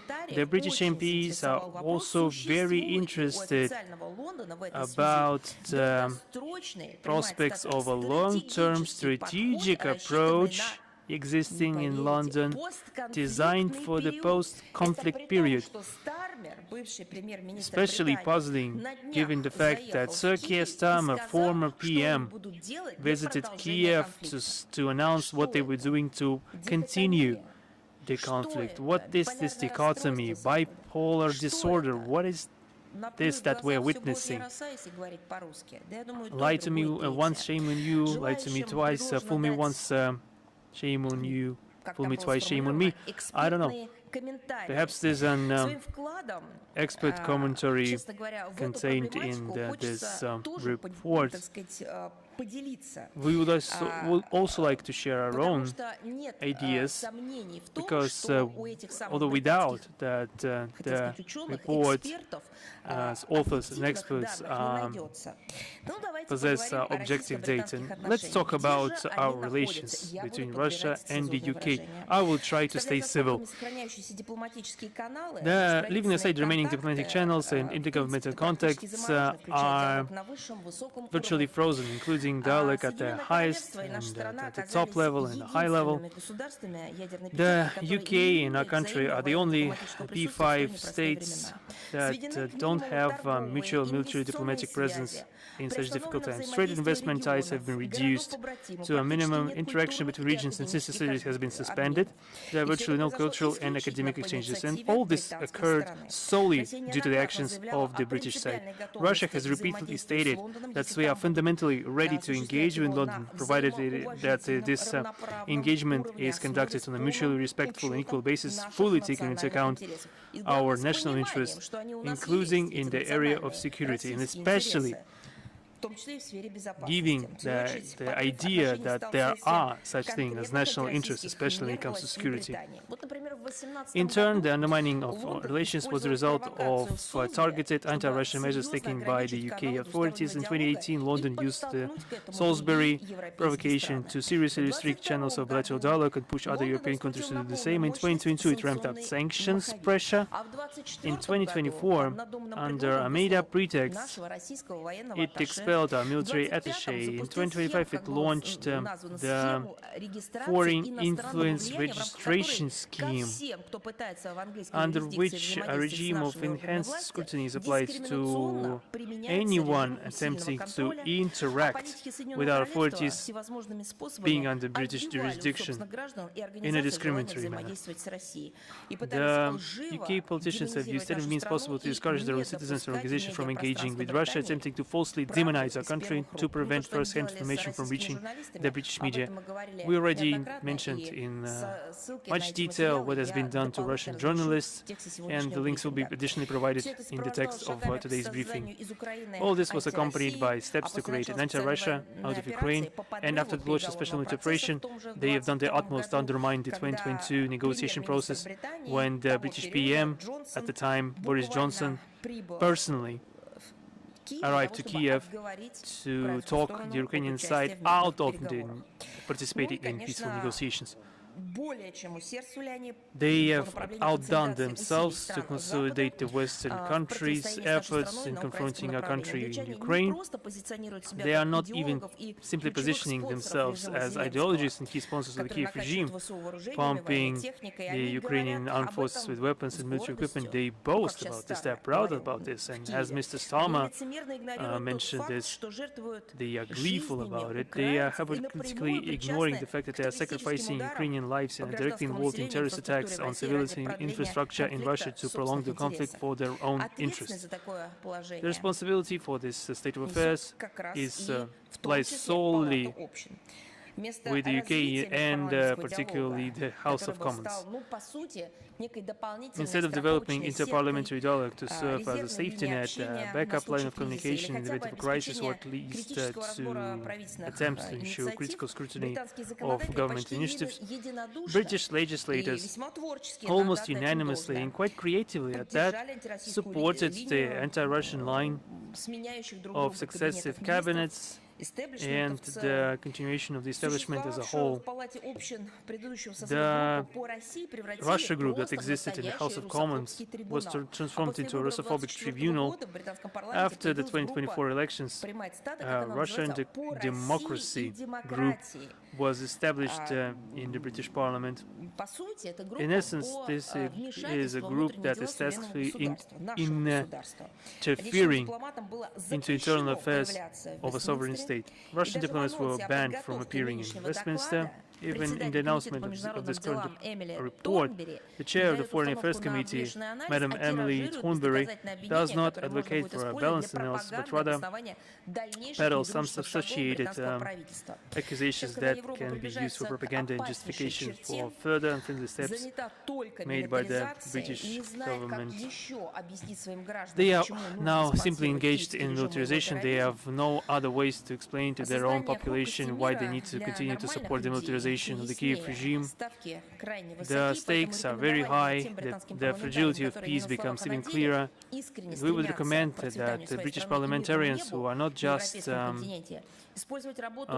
who are really striving for the prosperity of the country, for peace or in Europe, they should use the work on this report to convey to the government the futility of escalating confrontation, to try to reverse the negative trends in our bilateral relations. Even minimal progress in our relations would serve the interest not only of simply our countries, but it would also benefit the entirety of the planet. And this is more important than personal political ambitions and the fear of being seen as someone who has not toed the party line, and so on and so forth. Also, what's interesting, on the 14th of July, there was a new statement made by the Danish Defense Intelligence Service. They released a statement announcing its offensive hacking operations against targets abroad, including hacking into information systems and infiltrating the personal mobile devices of foreign citizens. Just to think of it, it was the West that was accusing all those actors, including China and DPRK, of hacking operations against the foreign citizens. And now it turns out this is a new norm for the West, that they, not only military intelligence services of Denmark are not only doing it, but are also publicly informing everyone about it. The statement outlined the agency's plans to expand its malicious capabilities in the field of information communications technologies. I would like to remind everyone this agency operates a training center for specialists tasked in cyber attacks against undesirable sovereign states, aptly named Hacker Academy. I've always asked myself the question, are the hackers strictly the people that have been appointed by Kremlin, or are there any other types of hackers? And now it turns out that the hackers are officially employed by authorities, for example, in Denmark. In an interview with the Person newspaper on July 15, the head of cyber operations of the Defense Intelligence Service of Denmark, Mark Fidel, openly admitted that the main targets of such attacks are Russia and China. Denmark's destructive cyber activities are not limited to this. Copenhagen provides practical assistance in the digital sphere to the Kiev regime and has contributed to turning Ukraine into a springboard for cyber attacks. There are specific instances of the criminal group IT Army of Ukraine using Danish territory for malicious activities against Russia, as well as some attempts to fraud Russian citizens emanating from Danish IP addresses. Official appeals sent by the Russian embassy in Copenhagen to the Danish authorities regarding this matter, citing evidence of this illegal activity, have been ignored. Against this backdrop, Copenhagen's regular and founded accusations against Russian Federation of alleged involvement in certain malicious activities in the information space appear absurd. The true motive behind such propaganda campaigns is to ramp up Russophobia and panic sentiments in society to justify hostile anti-Russian policy, serving to expand the powers and budgets of the intelligence services and agencies, and incur exorbitant expenditures directed to the militarization of Denmark. Now on some more beautiful things, we noted another yearly Europol report on the trends and evolutions of the terrorist threats in the EU, and regards some of these parts concerning the situation in Ukraine. I would like to point out that although the mindless repetition of anti-Russian slogans in the document, as they say narratives, doesn't do any credit to European law enforcement professionals, However, they once again and again parroting, regurgitating anti-Russian narratives. They are still doing everything that we warned them against. The situation in Ukraine, that the European Union bears full responsibility for through actively supporting the corrupt and criminal Kiev regime. This whole crisis is backfiring against European security. The Europol states that war could facilitate the acquisition of specialized skills by extremists, the legal traffickers of weapons, and misuse of migration flows, and the further division of EU society. Without corresponding intent, the European police officers have exposed their own authorities, namely the leaders of the European Union, France, Germany and other EU member states, who are doing everything in their power to ensure this conflict continues. They publicly declare that keeping the Kiev regime afloat is their top priority, pumping Kiev with weapons, which is then resold by corrupt Ukrainian officials to criminal and extremist groups, is also their priority, despite the fact that those weapons are already starting to turn up in European markets. The Europol identified growing threats for ordinary citizens, ordinary citizens being the main group that is paying for these self-destructive policies contrary to their own national interests. They designated as collateral damage. Now on the situation in Moldova. The developments in Moldova confirm that what we have repeatedly stated, the so-called European project of its leadership is leading on the one hand to a decline in the well-being and the livelihood of its citizens, and on the other hand to a severing of ties with Russia and other CIS countries, which only worsens the domestic economic situation. The Moldovan authorities are not toning down their anti-Russian rhetoric. Just on July 21st, the new Prime Minister Mr. Rzhev, speaking about the urgent reforms needed in the country, stated that it won't help anyone if we carry out reforms now, painful but necessary, and then the Russians, only for the Russians to come and win the elections.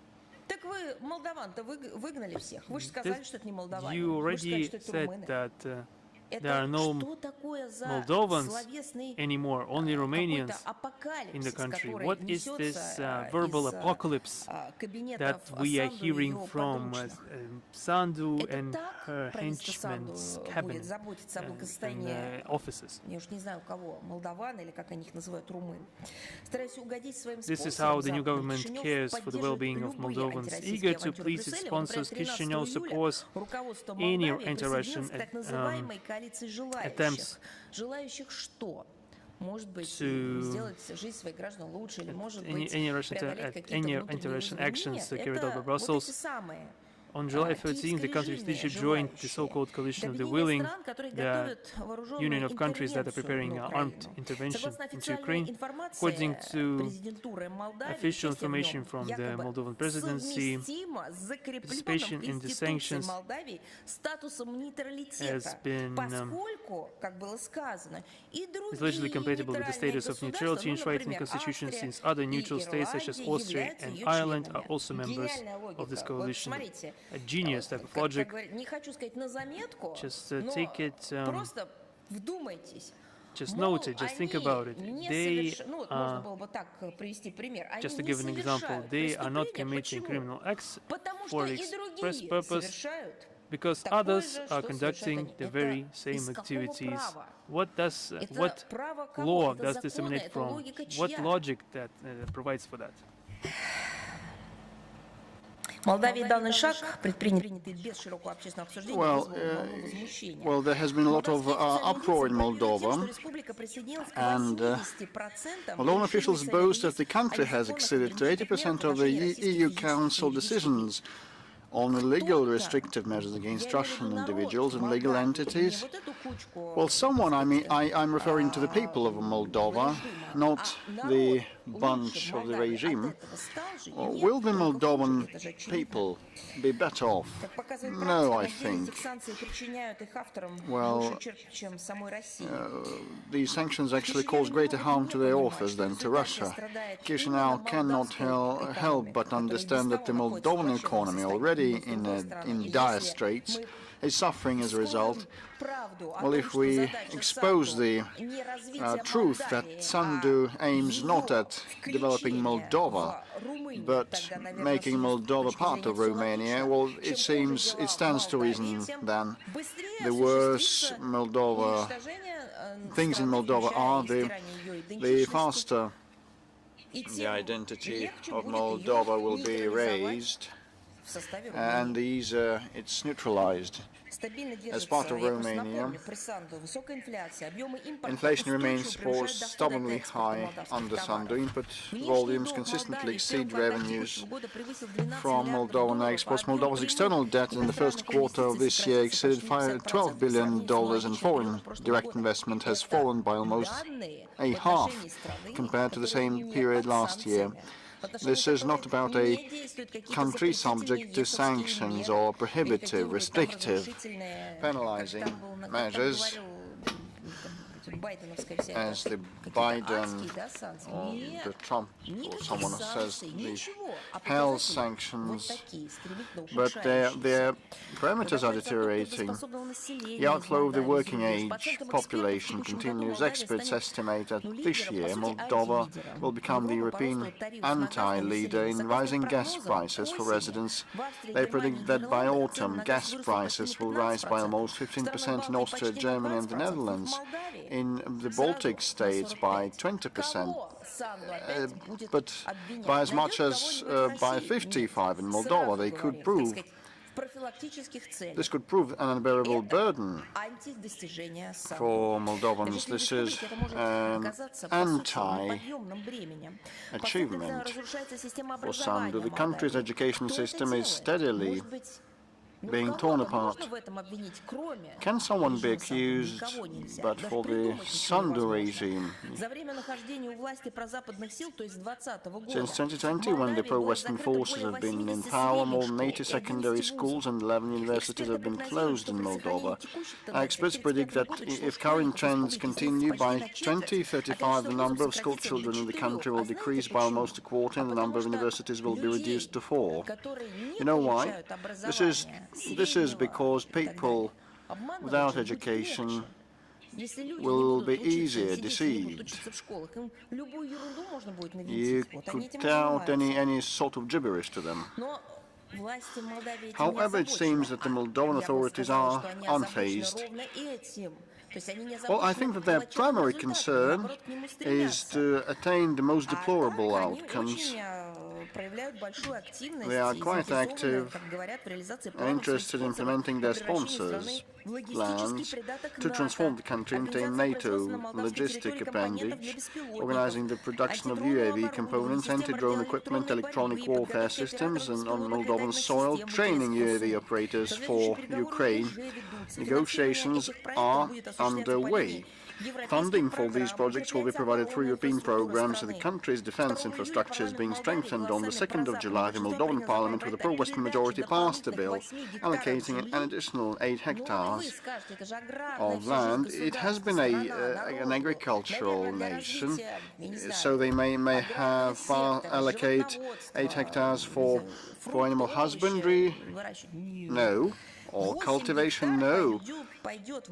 8 hectares for the construction of a military base in the Bachoi suburb of Chisinau.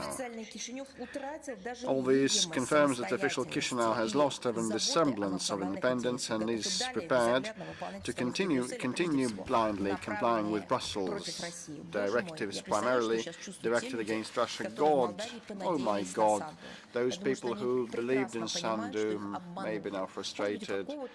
They feel deceived. Some very small numbers hope that when Moldova is fully and finally crippled, they will have some pray, no, they will not. No one will be left alive and standing after this debacle. It's not the interest of the Moldovan society that Sandu is guided, and we talked about sports, and we commented on that, but a few words on Germany's refusal to allow Russian athletes to participate in the European Youth Deaf Games. The German Deaf Sports Association, in agreement with the German government, has decided to bar Russian athletes from the EDYG, which will be held in Hanover.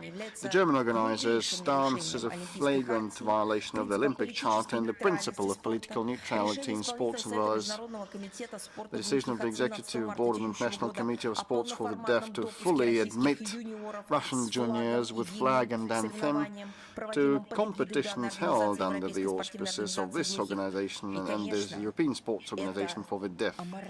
And cynical it is, definitely,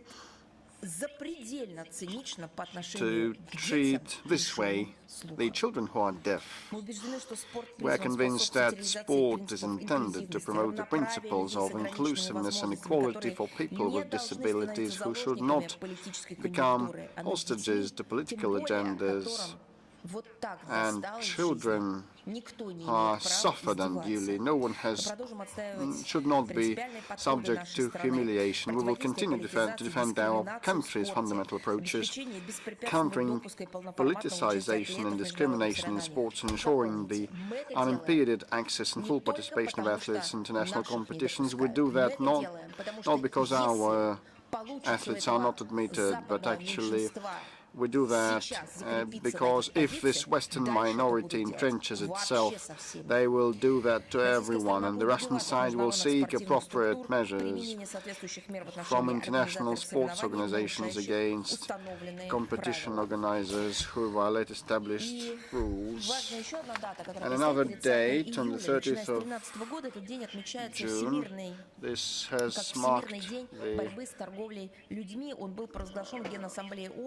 the Day Against Trafficking in Persons, according to the resolution of the UN General Assembly, Resolution 68-192. We need to combat this negative global phenomenon and strengthen international cooperation to prevent and combat this crime is more urgent than ever. We believe that achieving significant results in the fight against human trafficking is only possible with political will, combined the efforts of governments, businesses and civil society. We consider it's important for the UN to maintain its leading role in uniting the efforts of international and national structures involved in the fight against human trafficking. We consider human trafficking to be a multifaceted phenomenon, an outrageous absolutely associated not only with transactions but also with various forms of exploitation and servitude.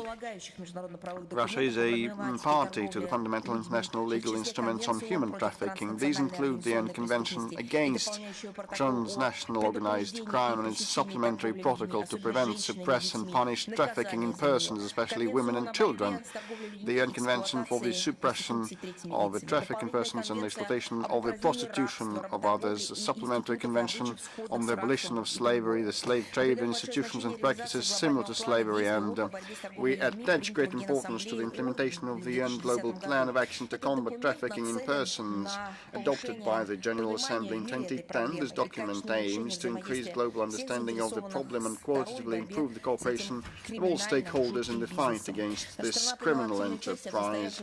Our country actively participated in the high-level meeting of the 80th session of the UN General Assembly held on November 24th to 25th, 2025 in New York, where it affirmed its commitment to the Global Plan of Action to Combat Trafficking in Persons and expressed its readiness to cooperate with all stakeholders for successful implementation. Following the meeting, a political declaration of the implementation declaration was adopted by consensus, Russia has consistently been supportive of initiatives by Belarusian partners aimed at consolidating efforts within the UN system to combat human trafficking, and would traditionally co-sponsor the UN General Assembly resolution introduced by Belarus improving the coordination of efforts to combat trafficking in persons. The most recent one was adopted on December the 18th. In close coordination with our Belarusian colleagues, we co-sponsor relevant resolutions on the UN Commission on Crime Prevention and Criminal Justice. We support the work of the Group of Friends United Against Trafficking in Persons, also established at the initiative of Belarus. We consider it is important to continue joint work in this area, which serves our interests in combating human trafficking. On the 27th July, a quarter of a century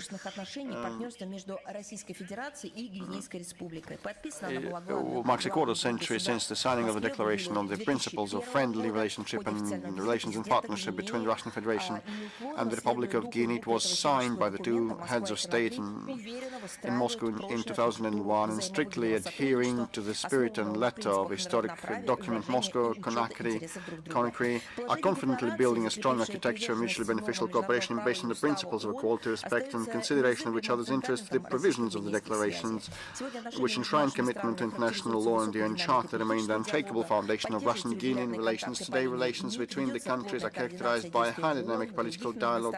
Regular contacts are maintained through the Foreign Ministry, and activities are closely coordinated at the UN and other multilateral forums.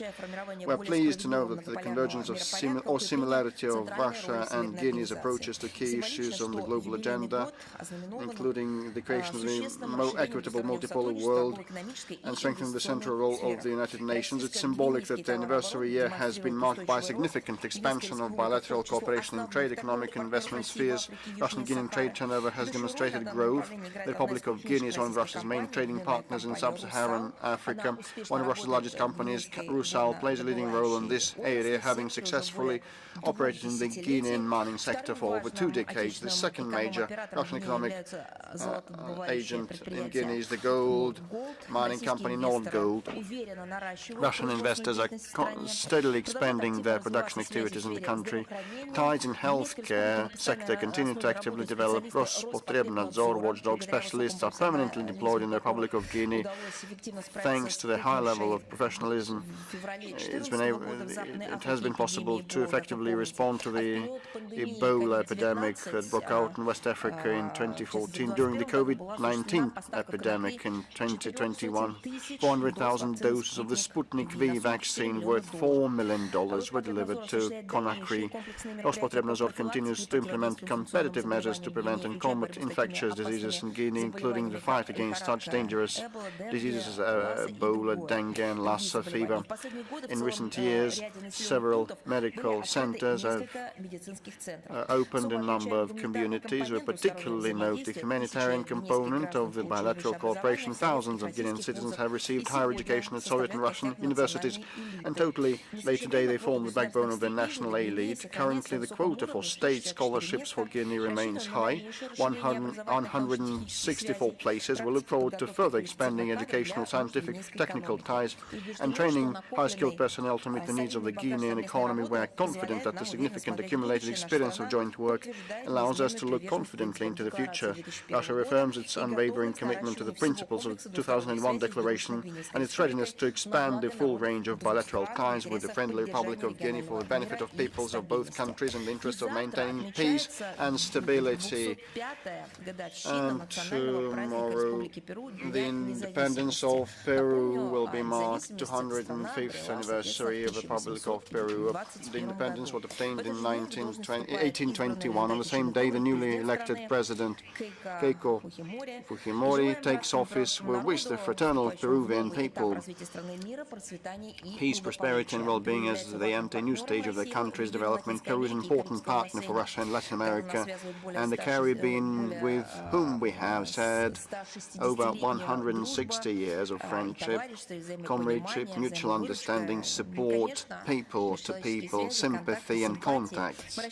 We hope hope that such a solid foundation for our bilaterals will ensure the continued and progressive development of our entire range of ties, the restoration of political dialogue and foreign policy cooperation, and the expansion of practical cooperation in trade, economy, science, technology, education, and the humanities. And another red letter day is, the anniversary of Prince Kurakin, a statesman and diplomat of Russia. He was born on the 30th of July, 1676 in Moscow. In a couple of days, 300 years since his birth will be marked. He was one of the Peter the Great's closest associates and served as his chamberlain, a personal servant of his chambers.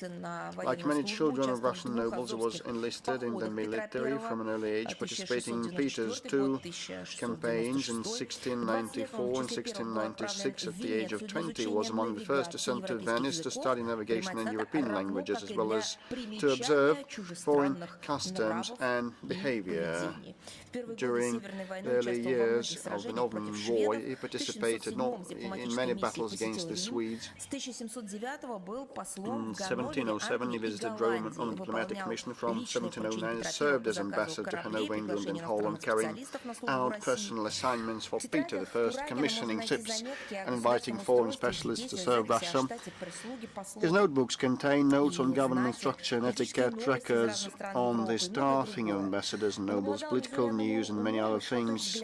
He possessed exceptional intelligence and broad perspective, quickly mastering the languages of the countries he visited. He spoke virtually all European languages. The prince easily established contacts with statesmen. Upon returning to Russia, he was appointed and promoted to Major General. In this rank, he commanded the Smerovsky regiment, serving as at the epicenter of the Battle of Poltava with the Swedes. In 1713 to 14, he represented Russia at the Congresses of Utrecht and Braunschweig. On the 15th of August 1717, he conducted a treaty of friendship, trade, and the restoration of peace in Europe with France and Prussia. In 1722, during Peter the Great's Persian campaign, Kurakin was entrusted with guidance of all actions of Russian ambassadors abroad, end of quote. Boris made a significant contribution to the implementation of Russia's primary foreign policy objectives of the time, facilitating the strengthening of relations with European powers, primarily France and the Netherlands. Peter the Great highly praised the prince's diplomatic achievements, awarding him with the Order of St. Andrew I, called in the highest order of the Russian Empire. Kurakin left behind a vast documentary legacy, extensive diplomatic and business correspondence, embassy protocols, instructions on negotiations, practices, diaries, travel notes, and his own writings on the history of the era of Peter the Great and the Northern War. His archive, only partly published, contains unique material illustrating events from 300 years ago, which continue to serve as an invaluable source for studying the history of Russia and its diplomacy. On the 20th of July, Joint Stock Company Marca issued a state postage stamp dedicated to the 350th anniversary of the birth of this prominent statesman and diplomat. And a very important announcement, since in October 8th to 10th in Moscow, at the venue of Mechstein, the Gorky Park will host the second Global Digital Forum, and this is a young format to discuss global trends and come up with joint solutions and decisions for the sake of a truly fair global digital world order. The first forum was held in Nizhny Novgorod last June, and it was in the limelight of the international community. The Russian MFA also participated in the first installment of this forum. We conducted a special session, responsible fact-checking in the era of post-truth, new opportunities for cooperation, during which we discussed and condemned destructive actions of the West and IT corporations and media under its control. We underlined the critical importance of digital sovereignty and efforts to protect objective reality, promotion of truth and respects the combat against fake news and the support of global civic expert initiatives. Around 750 foreign experts from more than 100 countries of the world are expected to participate in the forum. On them representatives of national organizations, ministers of digital development and the deputies, counselors to advisors to heads of states when it comes to technologies, ambassadors, heads of digital technologies and startups, representatives of NGOs, universities, journalists and bloggers. Guests will be able to familiarize themselves with the achievements of Russian IT industry, which will be demonstrated in exhibitions. The platform of the forum can be used to sign agreements on the relevant topic with different Russian foreign companies. The platform of the Global Digital Forum is a great opportunity to discuss relevant topics related technologies. I'm convinced that the participants will be drawn by the topic of enforcing digital sovereignty and the development of independent practical resolutions and solutions against the backdrop of growing censorship and new colonial activities on the part of the collective West. The official website of the forum has already started registering participants. The link will be provided in the text version of the briefing. You can also see the business program of the forum there, containing around 40 sessions dedicated to relevant challenges and issues of digital transformation, creative economy challenges, and breakthroughs related to the development of technologies of AI. Also, there will be workshops and seminars held for bloggers and IT journalists. There will be a very important event, and trust me, this will be an event of large magnitude. I'm ready to start answering your questions. I know that Yevgard is with us right now. Let's give you the floor. Let you be the first to take the floor, please.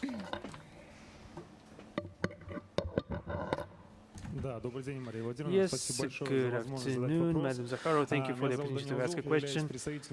I represent the volunteer regiment of the Young Guard. Over the past few years, the Russian diplomacy has done this significant work to build us with full majority. However, we see some Russophobic attitudes towards our country. This is also being noticed when it comes to dealing with the youth, and we need to point out that such Russophobic statements destabilize the youth. Russophobic, I thought that I heard a different word. This directly relates to the work that we are doing. How can young Russians react to such statements, and how can they counter such provocations? The same as any other Russians, regardless of their age, in a resolute manner. Your organization, many party organizations and public organizations are linked with other topics, sports, music, culture, science, education, social sphere. No matter, you can use your participation to counter this nationalism, and this is exactly nationalism that we're talking about, not some political competition or some disagreements when it comes to political, diplomatic and international nuances. Outright nationalism, when people are destroyed, segregated, humiliated according to their national character. It is being reflected in different ways. Sometimes they talk about nationalities or ethnicities or religion, or what they said about racial superiority. We also heard that. We saw those reflections, but I must say that it seems to me that besides our common national response, we are also responding in a way that we have launched a large amount of initiatives where youth from different countries in the territory of our country or in the framework of some of our organizations is talking, is conducting joint work, and we show even when we see this hellish, satanic hatred in our regard, we preserve our dignity, and by giving a dignified answer, we are open to those citizens, even in the unfriendly countries, that are not affected by this Russophobia. And this is one of the unique examples in history. It seems to me that perhaps this became possible because our country has a multi-century history of this dialogue of cultures and civilizations. Our country is an initiator of a broad scope of dialogue platforms. We are ready to reflected in platforms to create platforms for the creation of a just world order, forever striving for justice, full of opportunities for everyone in the world. I can enumerate some successful projects and initiatives, and those are real initiatives that are already in place, that are working. For example, from September 11th to 17th in Yekaterinburg, as you may know, there will be an International Youth Festival taking place in Yekaterinburg. That will unite young leaders worldwide to search for like-minded individuals, for dialogue, to overcome nationalism, xenophobia, to search for some points for common growth, to exchange opinions and experiences. After the end of the main program, the foreign participants will be invited for regional expeditions to 35 different regions of the Russian Federation.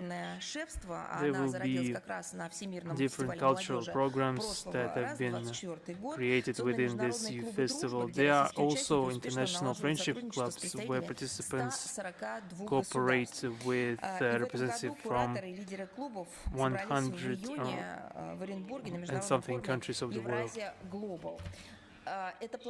Also, there will be a Rzhev global platform reuniting 160 participants from 59 regions of Russia and 24 countries of the world. Another example. Our Россотрудничество also every year invites young representatives of different countries for a short-term trips to our country. The events are being conducted in different regions of the Russian Federation, from Kaliningrad to Vladivostok, and everyone can participate. Young leaders, for example, there is a large scope of age groups from 16 to 40 years. In the 15 years of the implementation of this program, there have been around 11,000 participants from more than 150 foreign states. There are also some events in cooperation with Rosmolodezh. They organized participation in St. Petersburg International Economic Forum, the Eastern Economic Forum, and there have been different events with the Gorchakov Forum, for example, and many other sub-projects in the framework of this entire story. The movement of the first is another example. Some new programs involving children, for example, when it comes to studying diplomacy, international relations in our country and abroad. What is the slogan of this segment of the movement? Know how to be friends. How many foreign stakeholders can you find mentioning the word friendship?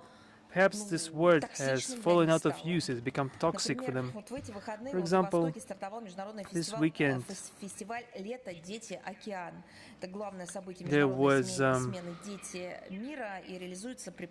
Summer Children Ocean Festival in Vladivostok, started in last holiday, reuniting 1,503 school children from Russia and 13 foreign states. In Barnaul, from June 29th to July 3rd, there was a 6th summer school of young scientists, historians, Turkologists, and this forum reunited around 50 participants from Russia, Kazakhstan, Kyrgyzstan, and Uzbekistan. This project is yearly being conducted by the Science and Educational Cluster of Turkology and Altaistics called Broader Altai.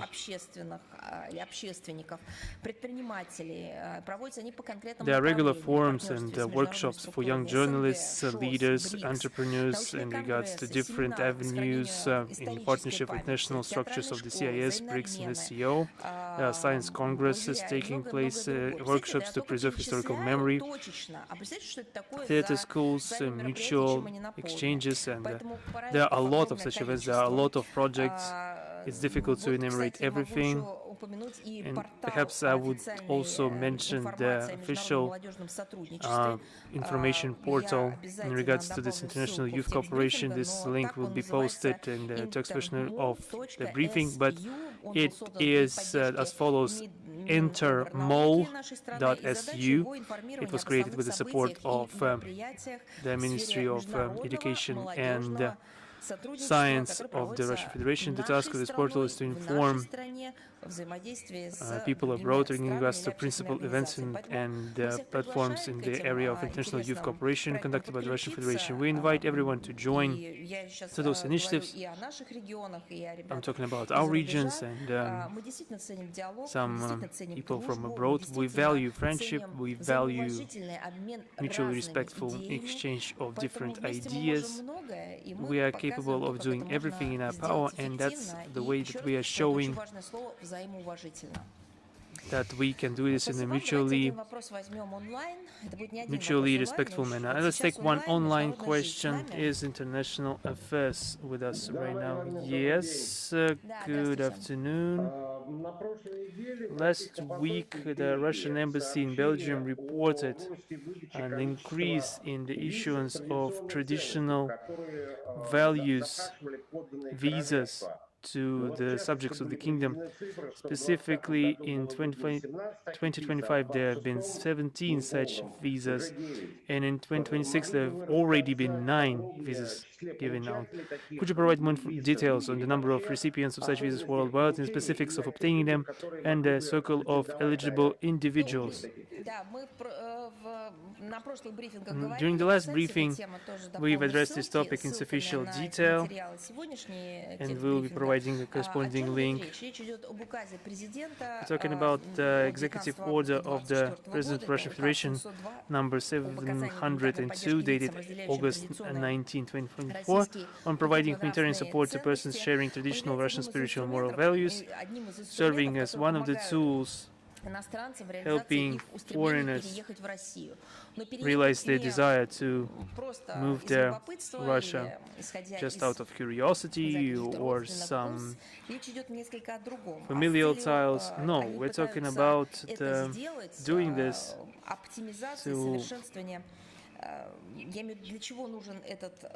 why we need this document: to optimize and improve measures of assistance and support for those settlers, those people that want to preserve something very important to them. However, they are subjected to persecution, making the realization of their aspirations impossible in current state.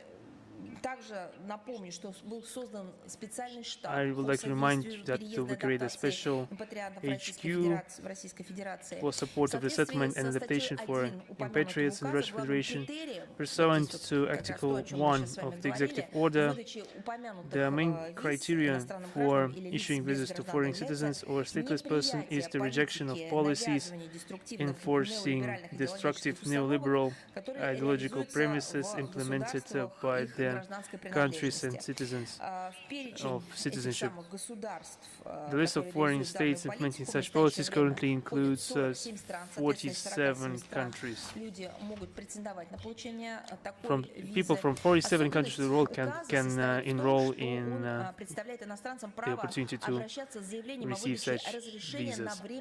A key feature of the executive order is that it grants foreign nationals the right to apply for a temporary residence permit outside the standard country quota and without submitting documentation confirming proficiency in the Russian language, knowledge of Russian history, or the fundamentals of Russian legislation. The issuance of such visas is available in any Russian diplomatic mission abroad. Detailed information on the application procedure for this category of citizens is available on the official websites of our embassies and consulates, and will be provided in text version of the briefing. Over almost 2 years since the executive order took effect, foreign citizens have demonstrated there has been a disconnection.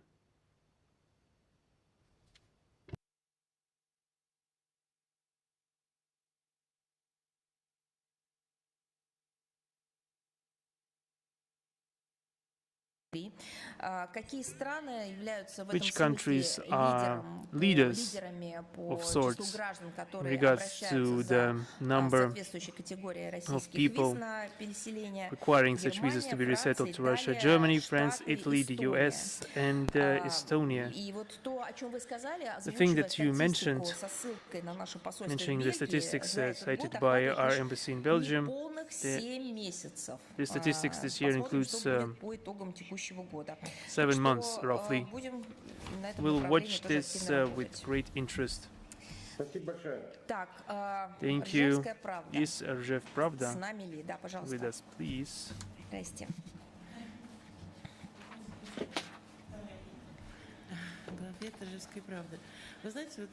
You know, today you've mentioned numerous times the phrasing "new normal."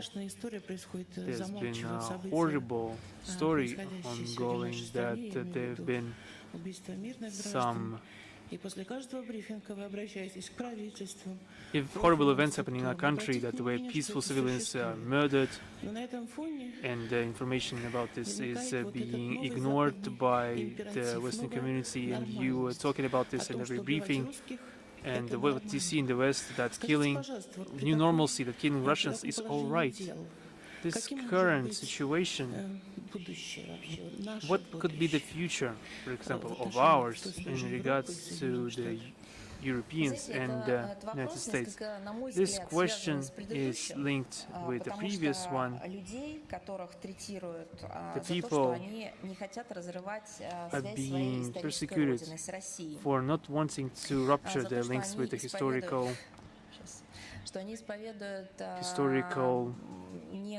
homeland, that they are not professing some false science or false teaching, that they are professing love for their mother tongue. Perhaps people that are not even that psyched about Russia, but want to still retain some sort of connection, they are still being persecuted. Despite all these narratives and the colossal means that have been, colossal funds have been spent by the West to fool the populace, their understanding the situation is critical is настолько для них это была очевидная и трагическая ситуация, что на каком-то этапе, tragic for them, that at some stage in 2020s and even before that, we suddenly found out that we saw so many requests to be resettled in our country. With this propaganda, anti-Russian propaganda, direct calls to murder people speaking Russian or are Russian by ethnicity or citizens of Russia, and it's all those crimes are trying to be justified, especially in the strongest place, in the strongholds of these propaganda efforts. People got the desire to move to Russia. People without any roots or connection, without country in regards to the historical or family character. There was nothing. They understood something. They understood it with more clarity. This is directly related. In 2024, this document was adopted. It's a very touchy subject, very sensitive topic. It was developed for some time. However, it was adopted in quite speedily. And you saw the stats. That's the only thing that we can see in less than 2 years. And this is not including the resettlement of our compatriots in the Soviet Union times. It only concerns the people that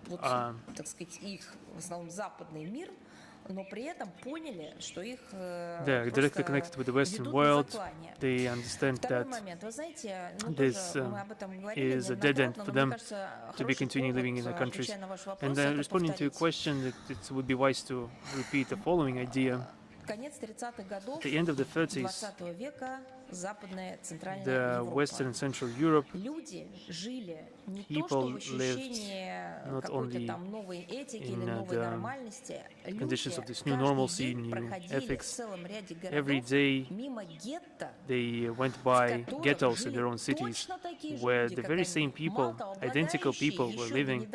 People that until recently had same rights, same passports. They were well off. There was no threat coming out of them. However, after being ushered into those human warehouses, storage was presented as the norm, and people saw that. People went by. They saw that on the left, to the left of them, there used to be a shop, and to the right, the next day, this person who never stole, who never did anything criminal, was deprived of what he had and was sent to a reservation of sort, and people were walking by concentration camps where every day hundreds of people were exterminated, children were exterminated, civilian population were exterminated, which had no criminal intent, no criminal deeds. They were different nationally, ethnically, and perhaps not even that different ethnically, and people were still perceiving that, as you say, as new ethics, new normalcy. What does this signify? That those challenges are presented to humanity repeatedly.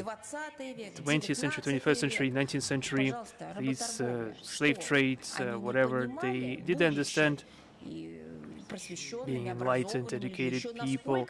How educated were those people?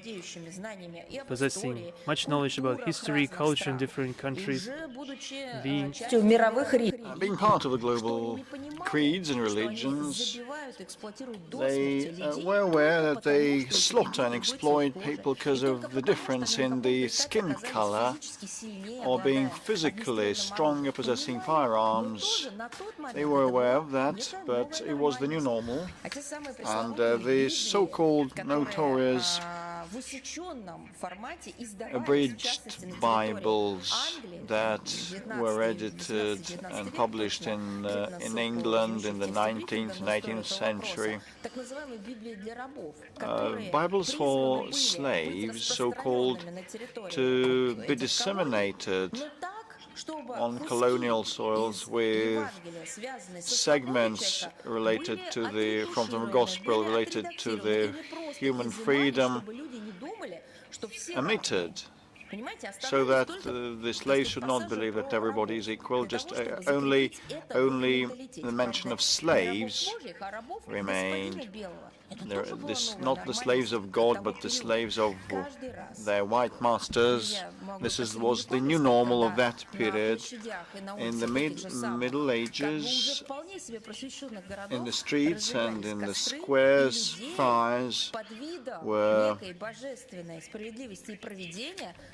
burned and people were set ablaze because of making scientific discoveries or having different color of their hair, of being beautiful women. This was the new normal of that period. And a lot transpired in other parts of the world, and the humanity has been going through such ordeals over and over again. And so we either learn the lesson or we do not. We ain't invented nothing new. We ain't answering and responding to new challenges. What I marvel at is that how, given the knowledge of history and being able to pass it down to the new generations with photos, videos, and audio, and books and texts, whatever, once again, we ain't been able, the entire planet, to counter to this new normal experiment. Whether we'll go through that, well, this country, I have no doubts. With respect to them, let it be their problem. A German journalist, being a national of Germany, the descendant of Bismarcks, he asked me, when are you going to save Germany from the new normal? He asked me. Save from the current perception that children are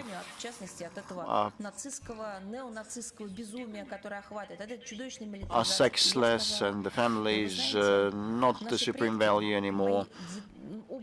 And I told him, both grandfathers of mine, and I repeat it with dignity against the backdrop of this memorial in Rzhev, both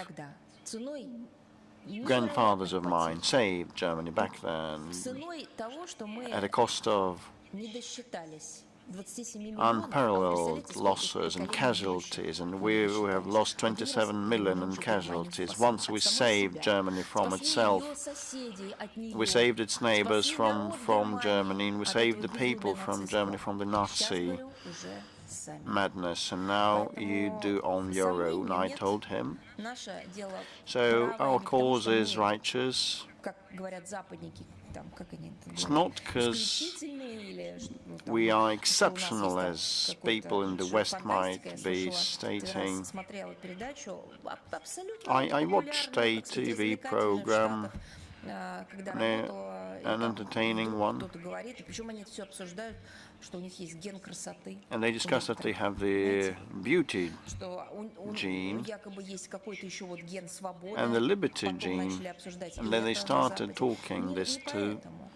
Well, it's not because of that, but because we live by the commandments.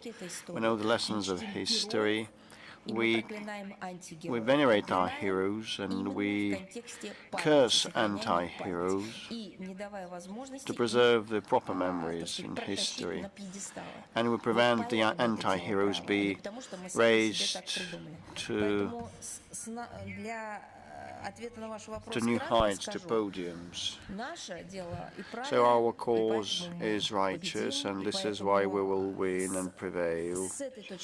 And from this very perspective, there is no doubt in that. And what happens to that minority that for decades has been approaching the line, the borderline, replacing values and trying to distort our self-perceptions, and let's leave all that to them. I apologize for taking so much of your time. Maria Novosti is with us. Good afternoon. The question is, on the 22nd of July, Moldovan Foreign Minister stated that Moldovan diplomats are held for hours at the Russian border. The following day, Moldovan Ministry of Foreign Affairs published a warning to Moldovan citizens regarding the risks of traveling to Russia, where they are allegedly exposed to the risk of unfounded arrest. What is the actual situation? Well, this is the fact distortion, the practice of provocative border incidents targeting Russian diplomats, couriers, officials, and ordinary Russian citizens was initiated by Chisinau and Sandu regime, after she rose to power, with all those pro-Western anti-Russian forces in 2020-2021. Since then, there have been instances of expelling our diplomats, denying accreditation, border detentions, and imposing embassy staff quotas. Obstacles are created for Russian citizens entering Moldova and even for their return home. Moldovan authorities do not refrain even in purely humanitarian circumstances, such as people, for example, traveling to attend their relatives' funerals. Naturally, would not leave such lawlessness unanswered and respond in kind on the basis of reciprocity. We have repeatedly published travel warnings for our citizens regarding travel to the Republic of Moldova, not on political grounds. Allegedly, we don't want our citizens to go to Moldova. No, we just tell them what may come in for them. More than a year ago, in April 2025, a note from the Russian Foreign Ministry was sent to the Moldovan side proposing bilateral consultations on the entire set of issues related to cross-border movement between the two countries. Mr. Popshoy, as minister, should be aware of that. We believe that such matters are best resolved through civilized dialogue via diplomatic channels. Unfortunately, despite our reminders, the Moldovan side has failed to respond to that and continues its arbitrary actions on the border. Nevertheless, our offer remains open, but we actually try to summon their ambassadors or representatives in Russia. This is the actual situation.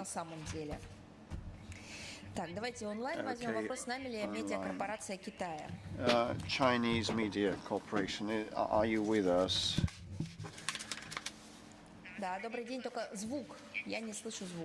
I cannot hear you.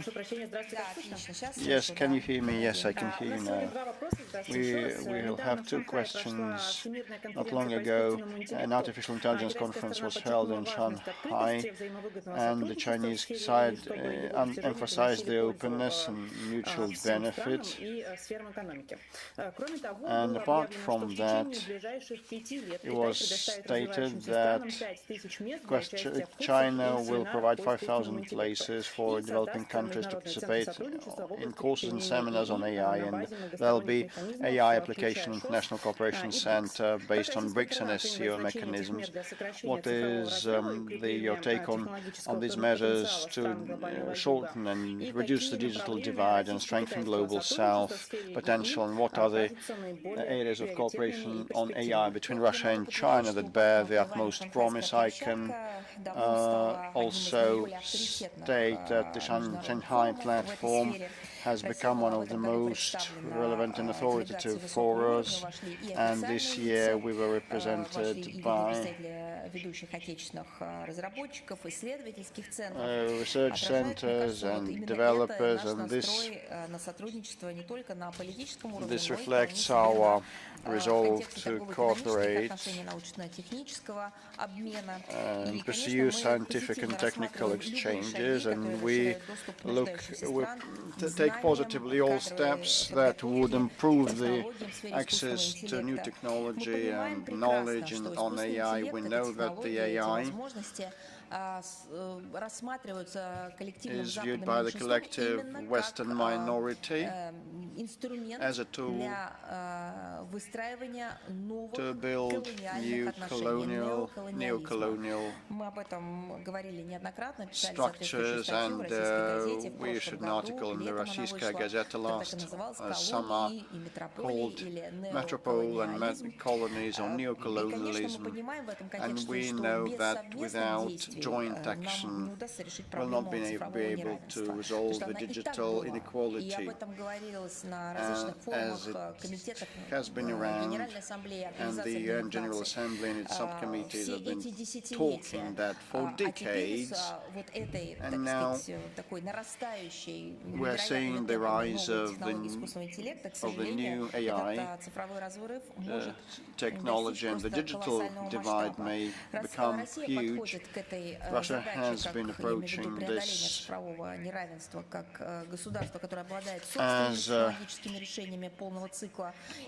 state with full cycle solutions, and we actually have our own LLMs and cloud platforms and applied services, and have unique competences at the juncture of nuclear sector, high-performing computing, and we come up with comprehensive project proposals to our partners on data centers, energy supply that is stable and reliable, human resources training, and unmanned systems and smart cities that we've been implementing all that in dozens of cities around the world. And in Moscow, 60 services of AI help doctors detect signs of illnesses in 43 clinical areas. And actually, we are combining traditional classical medicine, and it is of significance that it's not about imposing a technological matrix, but of sharing expertise and storing data in conformity with a country's legislation if it shows interest. Internationally, our country has been promoting non-discriminatory access to data, to computing capability, modern neural models and products related to them. We counter attempts to turn the AI into a closed-door club of the selected minority and an instrument and a weapon of technological colonialism, and this would limit the country's capability to come up with rules and standards of AI. We are convinced that international cooperation in this respect should be guided by the central coordinating role of the United Nations, guaranteeing sovereign equality, non-interference with their domestic affairs. But this platform launched dialogue on AI just recently in July in Geneva. A first meeting of that format was held, and despite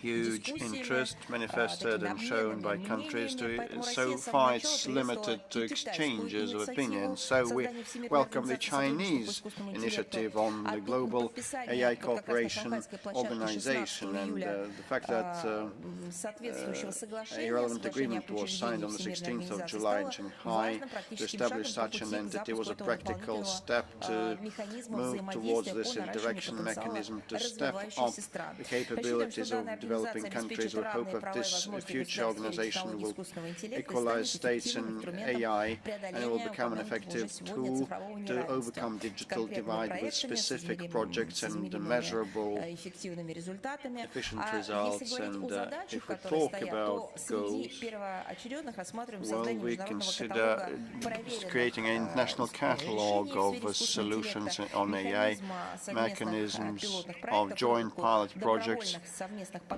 joint approaches to security, testing and standard setting, competence centers, advanced training and upskilling. If we speak about bilateral cooperation with China, we believe among priorities are great interaction between research centers and companies of both countries, providing bilateral joint mutual access to AI models and hardware and software systems, and joint educational programs, teacher exchanges and internships, and coordination multilaterally, including the United Nations, International SCO, BRICS, and ITU. And this new organization on AI will help develop AI for the sake of the global community, not only for the blooming garden or orchard. My second question. Japanese defense minister stated that the country needs an open discussion regarding nuclear weapons, and that was in the context of review of key national security documents planned by the country. Japan remains the only country to have suffered nuclear bombings and has traditionally advocated non-proliferation and rejection of nuclear weapons. How does the Russian side assess such statements? Does Russia believe Tokyo's shifting rhetoric on nuclear deterrence could affect regional security or strategic stability in the APR? Well, you know, you've quoted the Japanese foreign minister saying that Japan needs an open discussion on nuclear arms, and I just wonder whether they need such an open, overt discussion to preserve the memory, historic memory about who and how used nuclear arms against the Japanese people back 80 years back. And actually, it is about being overt and outspoken in discussions on nuclear arms, and on the other hand, the actual hard facts are blotted out like pages from a course book on history in Japan, and that kinda is done by someone instead of Japan, or is it done by the Japanese leadership? They've been hushing up facts. Just recently, during a press conference on the sidelines of the Russia-ASEAN ministerial meeting, Minister Lavrov provided a comprehensive comment on this topic. We are closely monitoring such statements by Japanese officials, treat them with maximum seriousness, and we do not tend to regard them as mere figures of speech. We understand who supports Tokyo, who leads this country. In reality, Japan, unlike many countries whose leadership considers acquiring or hosting nuclear weapons in its territory, is sort of a threshold state, there is such a term, so that they don't need much time from the moment the decision is made to the moment when its own nuclear warhead could be created. Moreover, there have been questions already directed at Tokyo regarding the politically inaccurate accounting of special nuclear material. These arguments cannot be justified by self-defense interest purely. No one threatens Japan's sovereignty or territorial integrity. We should remember who attacked Japan with nuclear weapons. It was the closest ally, the US. Sovereignty and territorial integrity of Japan is not threatened by anyone from other states. On the contrary, we observe a resurgence of the aggressive spirit of Japanese militarism. We remind Tokyo that Japan is tightly bound by its obligations under the Treaty on the Non-Proliferation of Nuclear Weapons, or NPT. Any attempts to move towards creating such weapons or initiate discussions on this possibility will be viewed by us through the lens of compliance with said treaty. In regards to the potential deployment of foreign nuclear weapons on its territory, Tokyo must realize any such actions will inevitably trigger a harsh response reaction from the several countries of the region, and consequently weaken and not strengthen Japan's security. The potential implementation of a nuclear component and its inclusion into Japan's rapidly accelerating remilitarization process will create fundamentally new challenges and threats towards our country's security in the Far East and to the overall regional stability. The consequences of such responsible steps will be highly negative for Japan itself, as has been the case in the past. In this regard, we once again call on Tokyo to recall the historical lessons of World War II that they are trying their utmost to forget. I'm talking about the history of World War II, and we call on them to return to a peaceful development path. Thank you very much. Is Reuters with us right now? Yes, good afternoon. We have two questions related to the context between the Foreign Minister Lavrov and the State Secretary Marco Rubio last week. The first question concerns the following. Following talks with Minister Lavrov, US Secretary of State Rubio stated that concluding a peace agreement on Ukraine would require new ideas and new proposals acceptable to both sides, because what was presented in Anchorage would be not acceptable to Ukraine. President Putin said that the Anchorage proposals are still relevant, calling them a compromise. Returning to Rubio's words and Mr. Lavrov's remarks, can Russia ready to propose and consider new ideas beyond those discussed in Anchorage? Would this constitute a tightening or softening of Russia's negotiating positions? Would this be more severe than in Anchorage or otherwise? Let's go idea by idea. The last part of your question in regards to softer or tighter stance, Russia's position in regards to the negotiation process with Ukraine, conditions and new proposals mentioned by Rubio. Let's start with the remarks of Mr. Rubio. They were published on the Department of State website, referring to the failure of the Anchorage formula to it being unacceptable to Kiev. It is framed in a way that nothing of the sort was discussed at the Russian-American summit in Anchorage in August 2025. I just wanted to remind everyone what was happening at the time, that the United States authored the compromise proposal discussed there. It was brought to us to Moscow in early August 2025. It was brought in this very capacity. The Russian side took some time to evaluate those propositions at the Anchorage summit. We clarified whether the terms were still relevant. The answer was that they were still relevant. Correspondingly, we agreed. The American side assured us Kiev would also accept it, as the Ukrainian leadership, as was said to us by the US, would do anything Washington told them to. That was how things stood at the time. And it would be my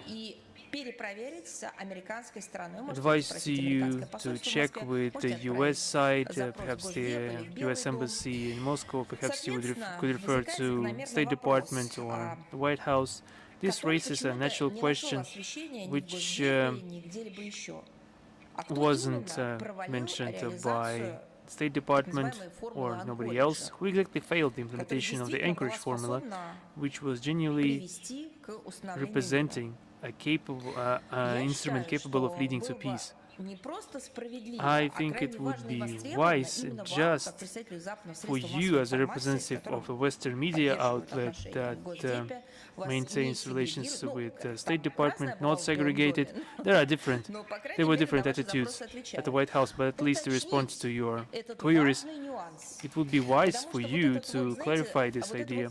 This indeterminate state, something being no longer relevant or failed or not having taken place, perhaps there should be some clarity brought to the idea, since State Department has made an official statement in that regard.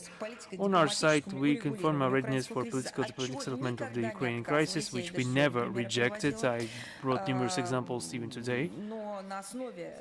Based on mutual understandings, including those reached in Alaska, we are ready to have a possible new discussions, proposals, ideas that will be ready to evaluate. We have never rejected these ideas. But since you refer to this quote by Mr. Rubio, primarily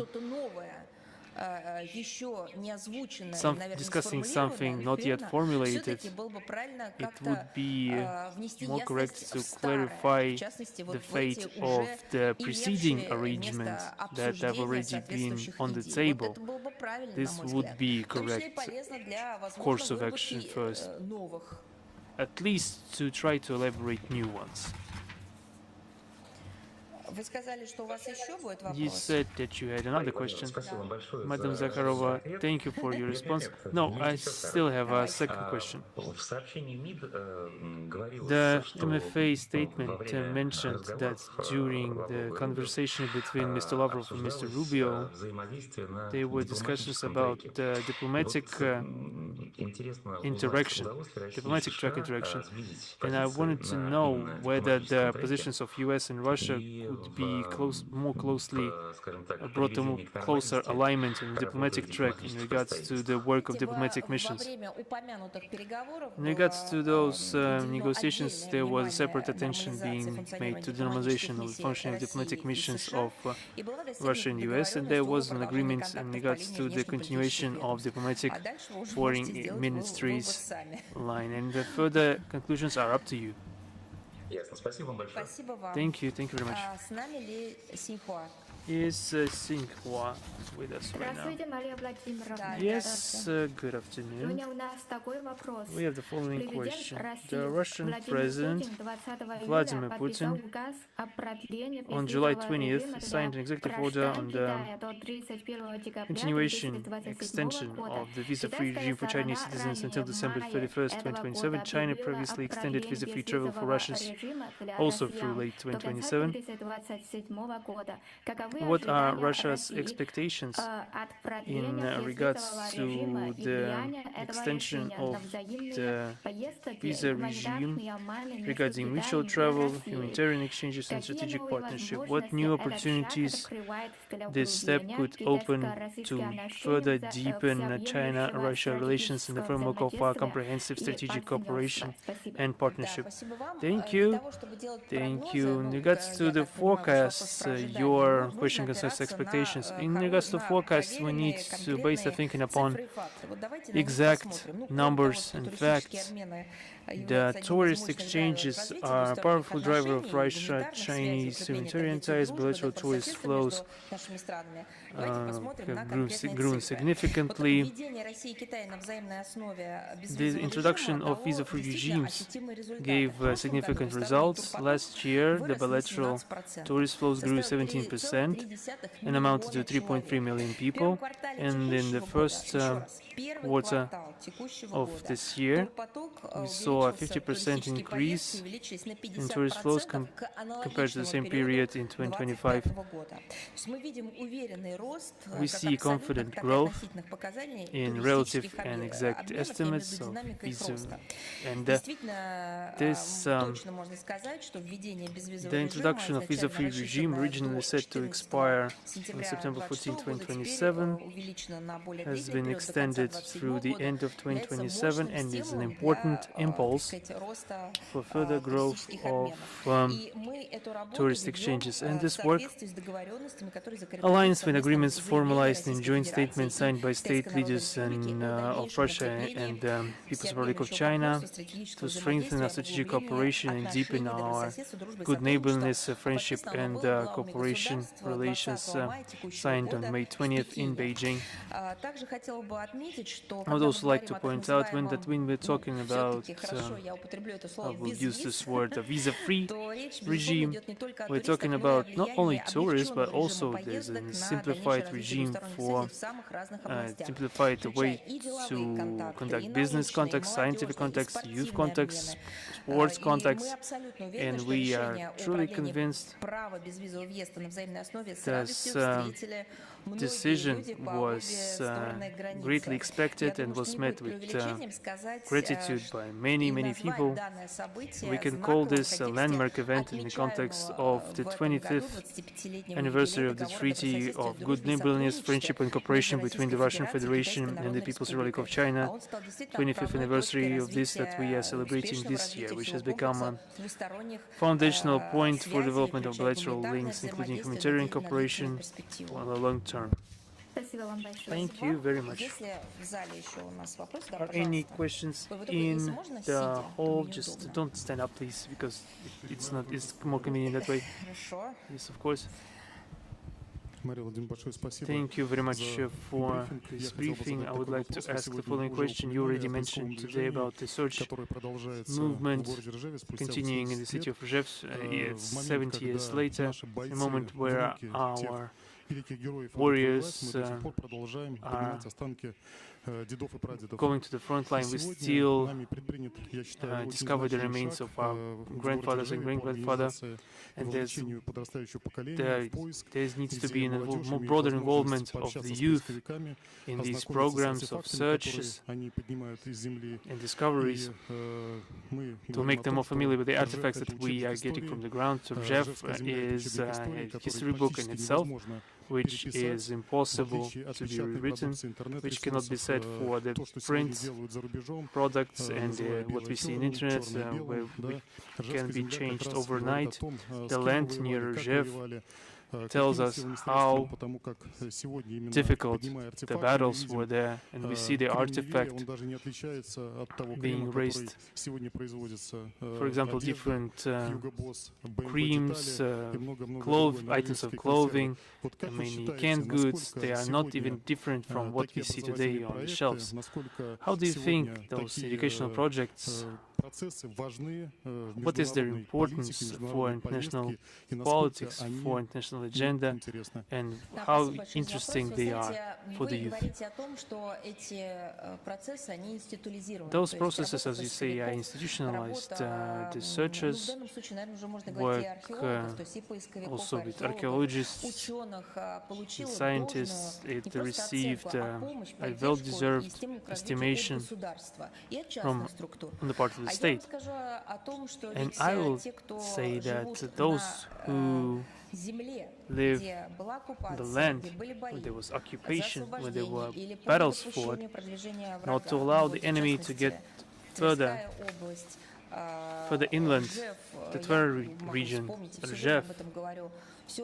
I remember it all, the Leningrad highway up to the city of Khimki near Moscow. This is the land of my youth. My grandparents lived there. We had a country house there. We know this, that the land told us. We were playing on this land. We went to the forest to get some mushrooms or berries, collect them. We helped our grandparents in the garden, and we always found, during our endeavors, we always found something. I don't know what you call it, ammo for machine guns, we saw helmets, we saw bayonets being in the ground. We just put it on the shelf in our country house near a village of Smirnovka, in Leningrad highway, in Golovkova railway station. We didn't think that they were artifacts that we actually were excavating. This was life for us, and our grandparents told us what this or that pin signified, what is this sign or order or medal, and why a warrior whose helmet was struck by a bullet wouldn't be returning home. Or what would happen if, unfortunately, it would come to the fact that you could, in a forest, chance yourself upon a mine, whom to call, where to go. So something that used to be just a part and parcel of the life of my generation of children, when we didn't just push sand into holes, we pushed sand into craters from artillery shells, from trenches, because a peaceful life was returning to those areas, and there was a need for land to cultivate vegetables, etc., to create gardens. And now we see the realization that This was a part of life that required state participation, institutionalization, it required additional museum storage to get it to the museum shelves. For all this to be evidence of our ancestors lived and survived.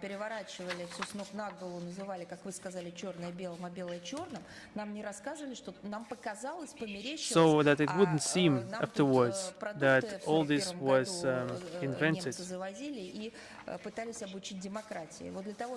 And that black turned into white, or white turned into black, as you said it. And thank God that in the recent decades, I will not stop talking about that. And I think that there's a great personal role played by President Putin. We made it part of our national idea, national pride, our national work in all Russian format, with different actors joining this work.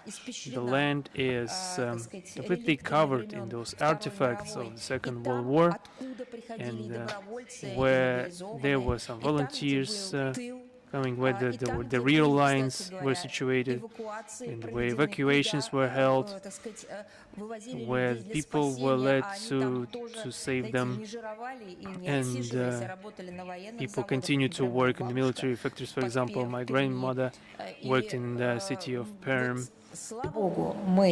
And thank goodness, for a couple of decades by now, we've seen that this work is pursued by the government, and it's not merely the responsibility of the government, it's the combination of the governmental efforts and the legislative efforts and the civil society engagement. In case there is a tilt, like towards the government only, this will not be a good thing, and the civil society should be engaged, and we should all be confident that no law is broken, and that this will they'll get the support, and the government in turn should understand that this memory cannot be preserved without the public, broader public engagement. Back in the 1980s, you know, we had the dominating position that you do not interfere, we're going to do as we proceed, as we plan, none of your business. And all of a sudden, we've tried to pursue this joint work, and it is so gratifying to watch that the law enforcement and the executive authorities and legislative authorities have been working in sync, in lockstep with one another, doing their utmost to take advantage of those years until our veterans are still with us, and the victims of the concentration camps are with us, and that we should enshrine everything that need to have been enshrined, and we should legalize what should have been legalized, and we should call things their proper names.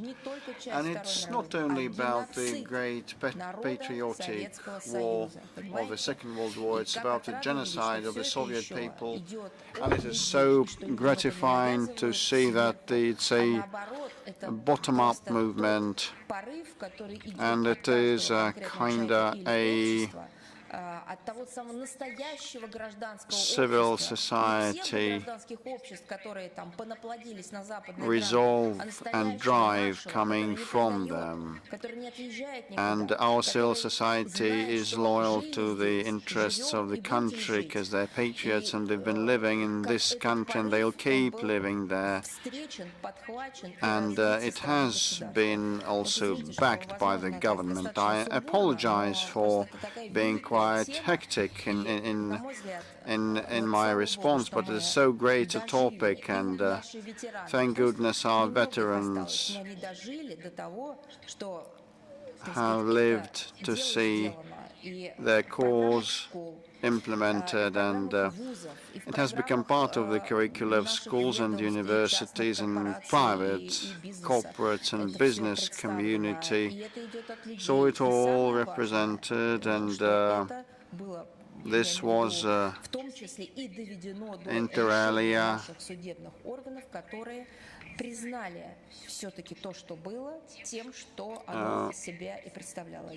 the judgment of our judiciary, calling this genocide.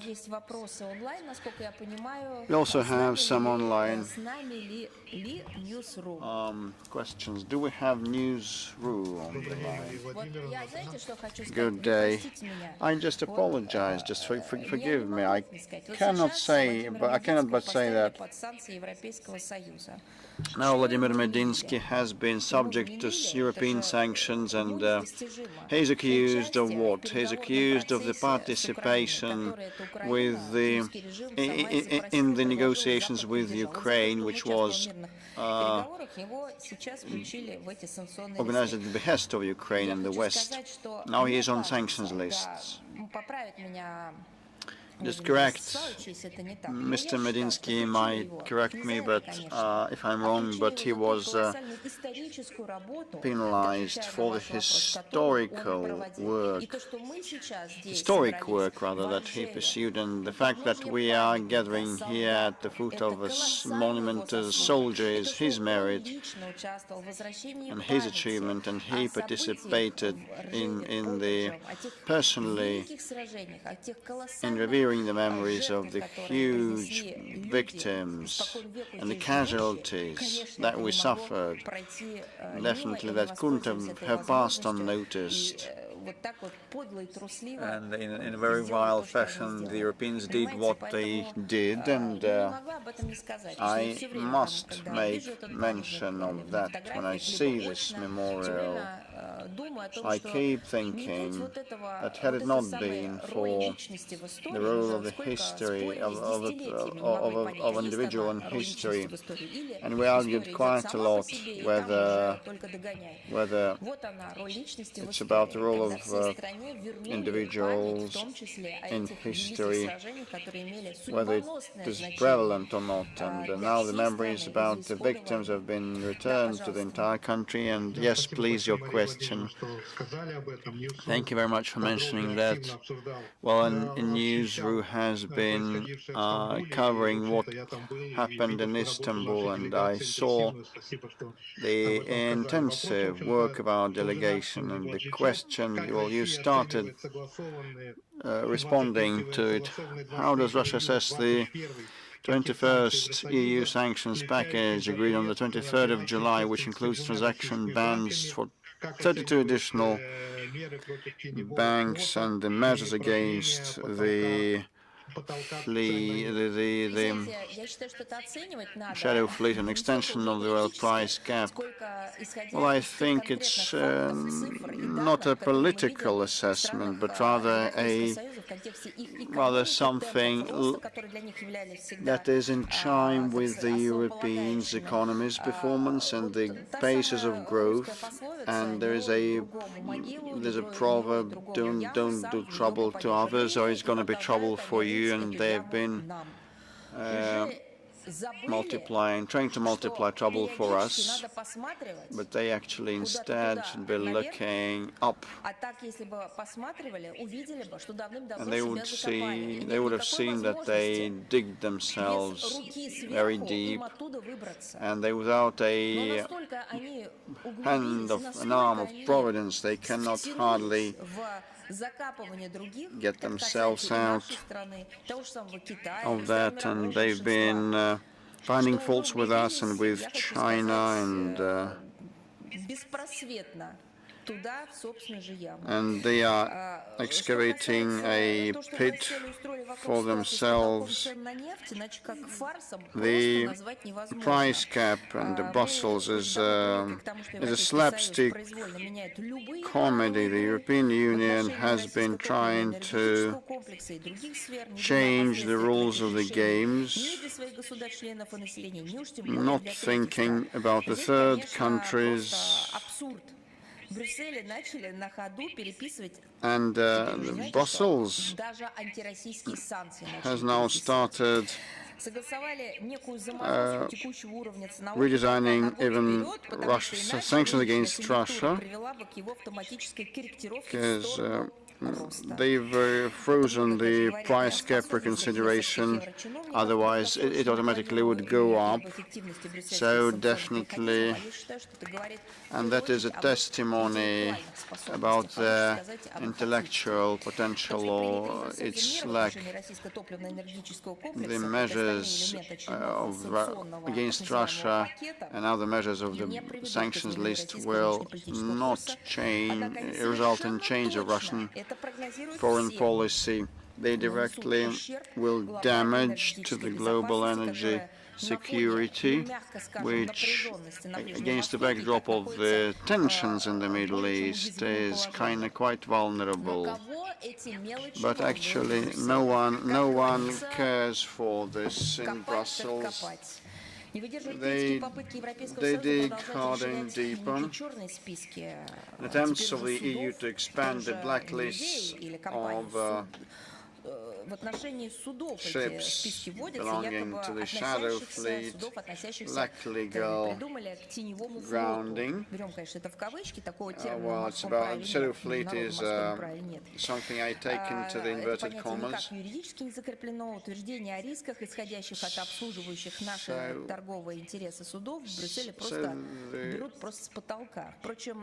They kind of take out of nowhere these accusations, and they rubber stamp sanctions. And we noted restrictive measures against Medinsky, aide to the president of the Russian Federation. And that stands to no criticism. It is like a slapstick comedy, like there are jokes about the Roman Empire and other historical periods that are mind-boggling. And this is something of the kind. If you impose sanctions on the grounds of participation in talks, then the conflict can only be titled historical farce, a slapstick comedy. Well, once again, the Europeans demonstrates the cynicism of the EU. So-called calls for peace, showing efforts to prolong. Instead, they show efforts to prolong conflict. And they're hypercritic, and they want to torpedo peace initiatives, applying deception in order to keep doing one and the same thing, aggravating things on their own continent, which is. And there's another egregious example. Actually, sanctioning Maxim Grigoriev, a key personality of Russian propaganda.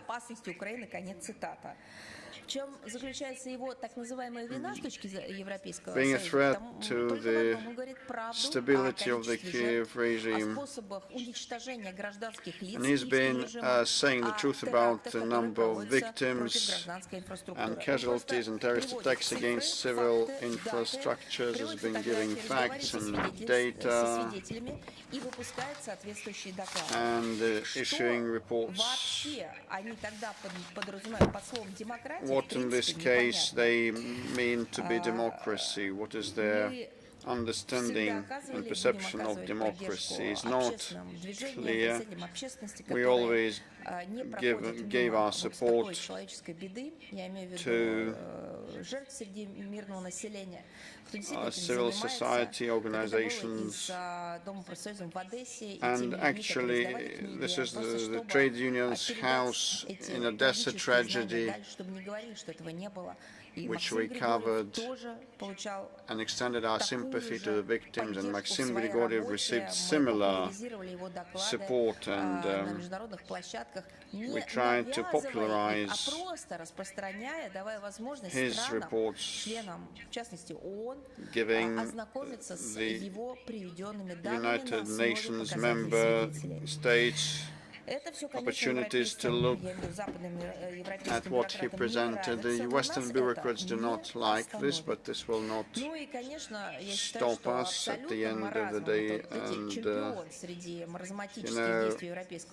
another champion against among the actions of the European Union is penalizing Mikhail Degtyaryov. He was put, he's head of the Russian Olympic Committee on that list.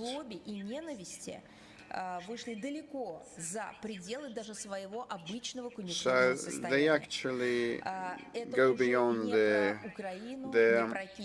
regular expediency. So it's not about the Kiev regime, it's about Russophobia and a desire to erase our sports and our culture, without the full understanding that it cannot be done. However, they try hard. And well, the decision of the German authorities towards the athletes with disabilities is something that has been mentioned by us today. So it's self-exposing of the European Union once again, and the International Olympic Committee has adopted a declaration to strengthen the sports and improving its autonomy. And against this backdrop, Europeans put Russian athletes and related officials on the stop lists. With respect to our response against this 21st package of sanctions is something that we will state shortly. Newsfront. Yes, Madam Zakharova. How do you evaluate the demonstrative persistence of the US and EU regarding sanctions against Russia and their constant tightening or extension and continuation alongside simultaneous accusations that Russia doesn't want dialogue? For example, an updated draft of the bill on sanctions against Russia recently appeared in the US Senate. Are sanctions themselves not a Western instrument of escalation and an obstacle to building a mutually respectful dialogue with Russia? So sanctions are unlawful, and they destroy everything: contacts, prospects, relations, and all other things. This has been proved by real life, and several years ago political analysts mentioned that, and diplomats, but today we all know how sanctions destroy the lives of the laymen, even if they do not know anything about the geopolitics. With respect to the that American character and the late one and his cause, I'd like to stop on that. Well, indeed, after Lindsey Graham's death, the discussions about a draft bill, a draft law prepared by him on sanctions against Russia have intensified, and actually this probably means that this is a kind of place taken by someone, or a role played by some political figures. There must be a series of positions that are meant to be a rostrum for Russophobia, and they seek seek for the caste, and very often insane ones, believing that a defeat should be inflicted upon a nation. They cannot be named sound people if they approve of terrorist attacks. So it's not about a personal undertaking or initiative of an individual, but rather an arrangement. And previously the White House tried to temper down those proponents of the anti-Russian sanctions, and that was in vain. But Washington is amid a great deal of problems: the Iranian reckless undertaking, inflation rise, and the growing energy bills. And the hawks from the Republican Party are doing an ill service to President Trump. The inefficiency of sanctions pressure on Russia has been proven in practice. One would hope the current administration remembers that the Countering America's Adversaries Through Sanctions Act passed during Mr. Trump's first term severely restricted the US president's ability to develop pragmatic approaches towards our country. And it's obvious that approving a new anti-Russian initiative is similarly designed to hobble the White House in executing its foreign policy and complicate efforts to stabilize bilaterals with Russia, particularly in the trade and economic spheres. This would be tantamount to shooting oneself in the foot and will cause damage to the United States itself. Well, it will tell that some of the initiatives failed, but, you know, better discuss this now and better name those guilty of the after effects of the negative consequences in advance. Furthermore, attempting to undermine our energy cooperation with partners against the backdrop of the Strait of Hormuz crisis will inevitably cause further market destabilization, fragmentation of global trade, inflation, declining living standards, and worsening growth prospects in most countries around the globe, hitting the poorest import-dependent countries hardest regarding energy, fertilizer, and foodstuffs. And those Westerners should not then cry the poor mouth, saying that they pity those starving, those malnourished people. It is entirely the fault of them, those who take measures, unlawful, restrictive sanctions, subverting global stability and security in a number of strategic areas. Lenteru is Lenteru with us. Yes, good afternoon. We have one question.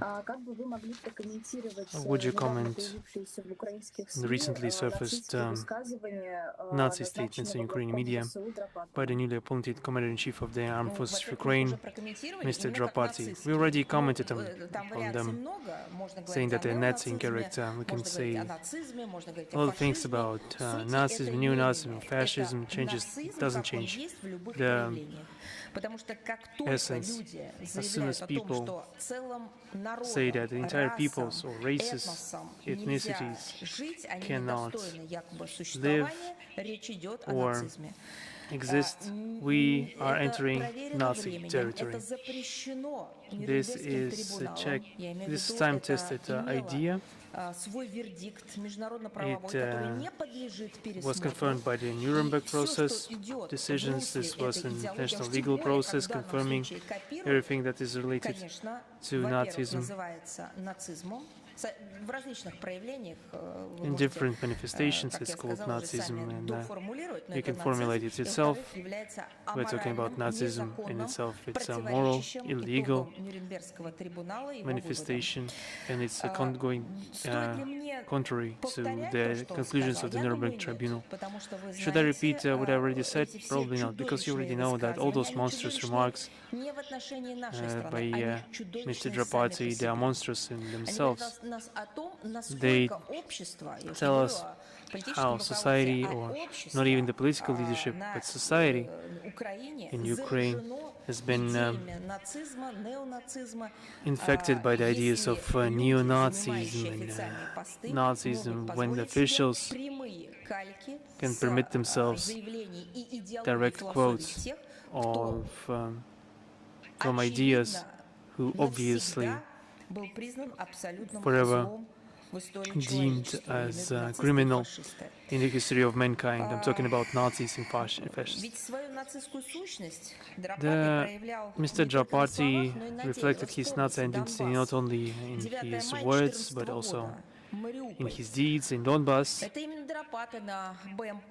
Mr. Drapati, it was him who tried to crush civilians riding an IFV when those civilians protested against the national radicals banning the Russian language and cancelling Victory Day celebrations in Mariupol. Fire was opened on civilians, resulted in deaths of dozens of people, and this Drapati, and there are no additional epithets required for him. He's already Drapati. He is already craven. His essence is of a craven person. He also participated in the blockade of Donbass and ordered shelling of DPR and LPR residential areas. That's the same playbook that the Nazi invaders played in the territory of the Soviet Union and the territory of the Ukrainian SSR. And in these actions, they were assisted by the Ukrainian insurgent army militants that they are glorifying right now, and the SS Division Galiciana members also assisted in those terrible actions, as well as the other wretches who accompanied them. The vast majority of Ukrainians fought selflessly against Hitlerite invaders during the Second World War within the units of the Red Army and as part of partisan detachments. The current Kiev regime has proclaimed itself the heir, but not to the heroes who defended the homeland, but they declared themselves heirs to collaborators, traitors, who faithfully served the enemy of the Ukrainian people. They are trying to recreate this practice of giving honors to criminals. They are reinstituting some solemn memorial initiatives.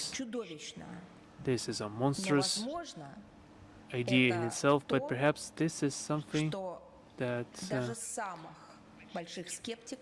will convince even the worst types of skepticists that we are witnessing true resurgence of neo-Nazism, we're witnessing neo-Nazis. Once again, for everyone, this confirms the relevance of the goals and the tasks of the special military operation. If there are no further questions, this is the part when I say goodbye until we see each other again. And I wish you all well-being, greatest strength and faith. Thank you very much. Thank you.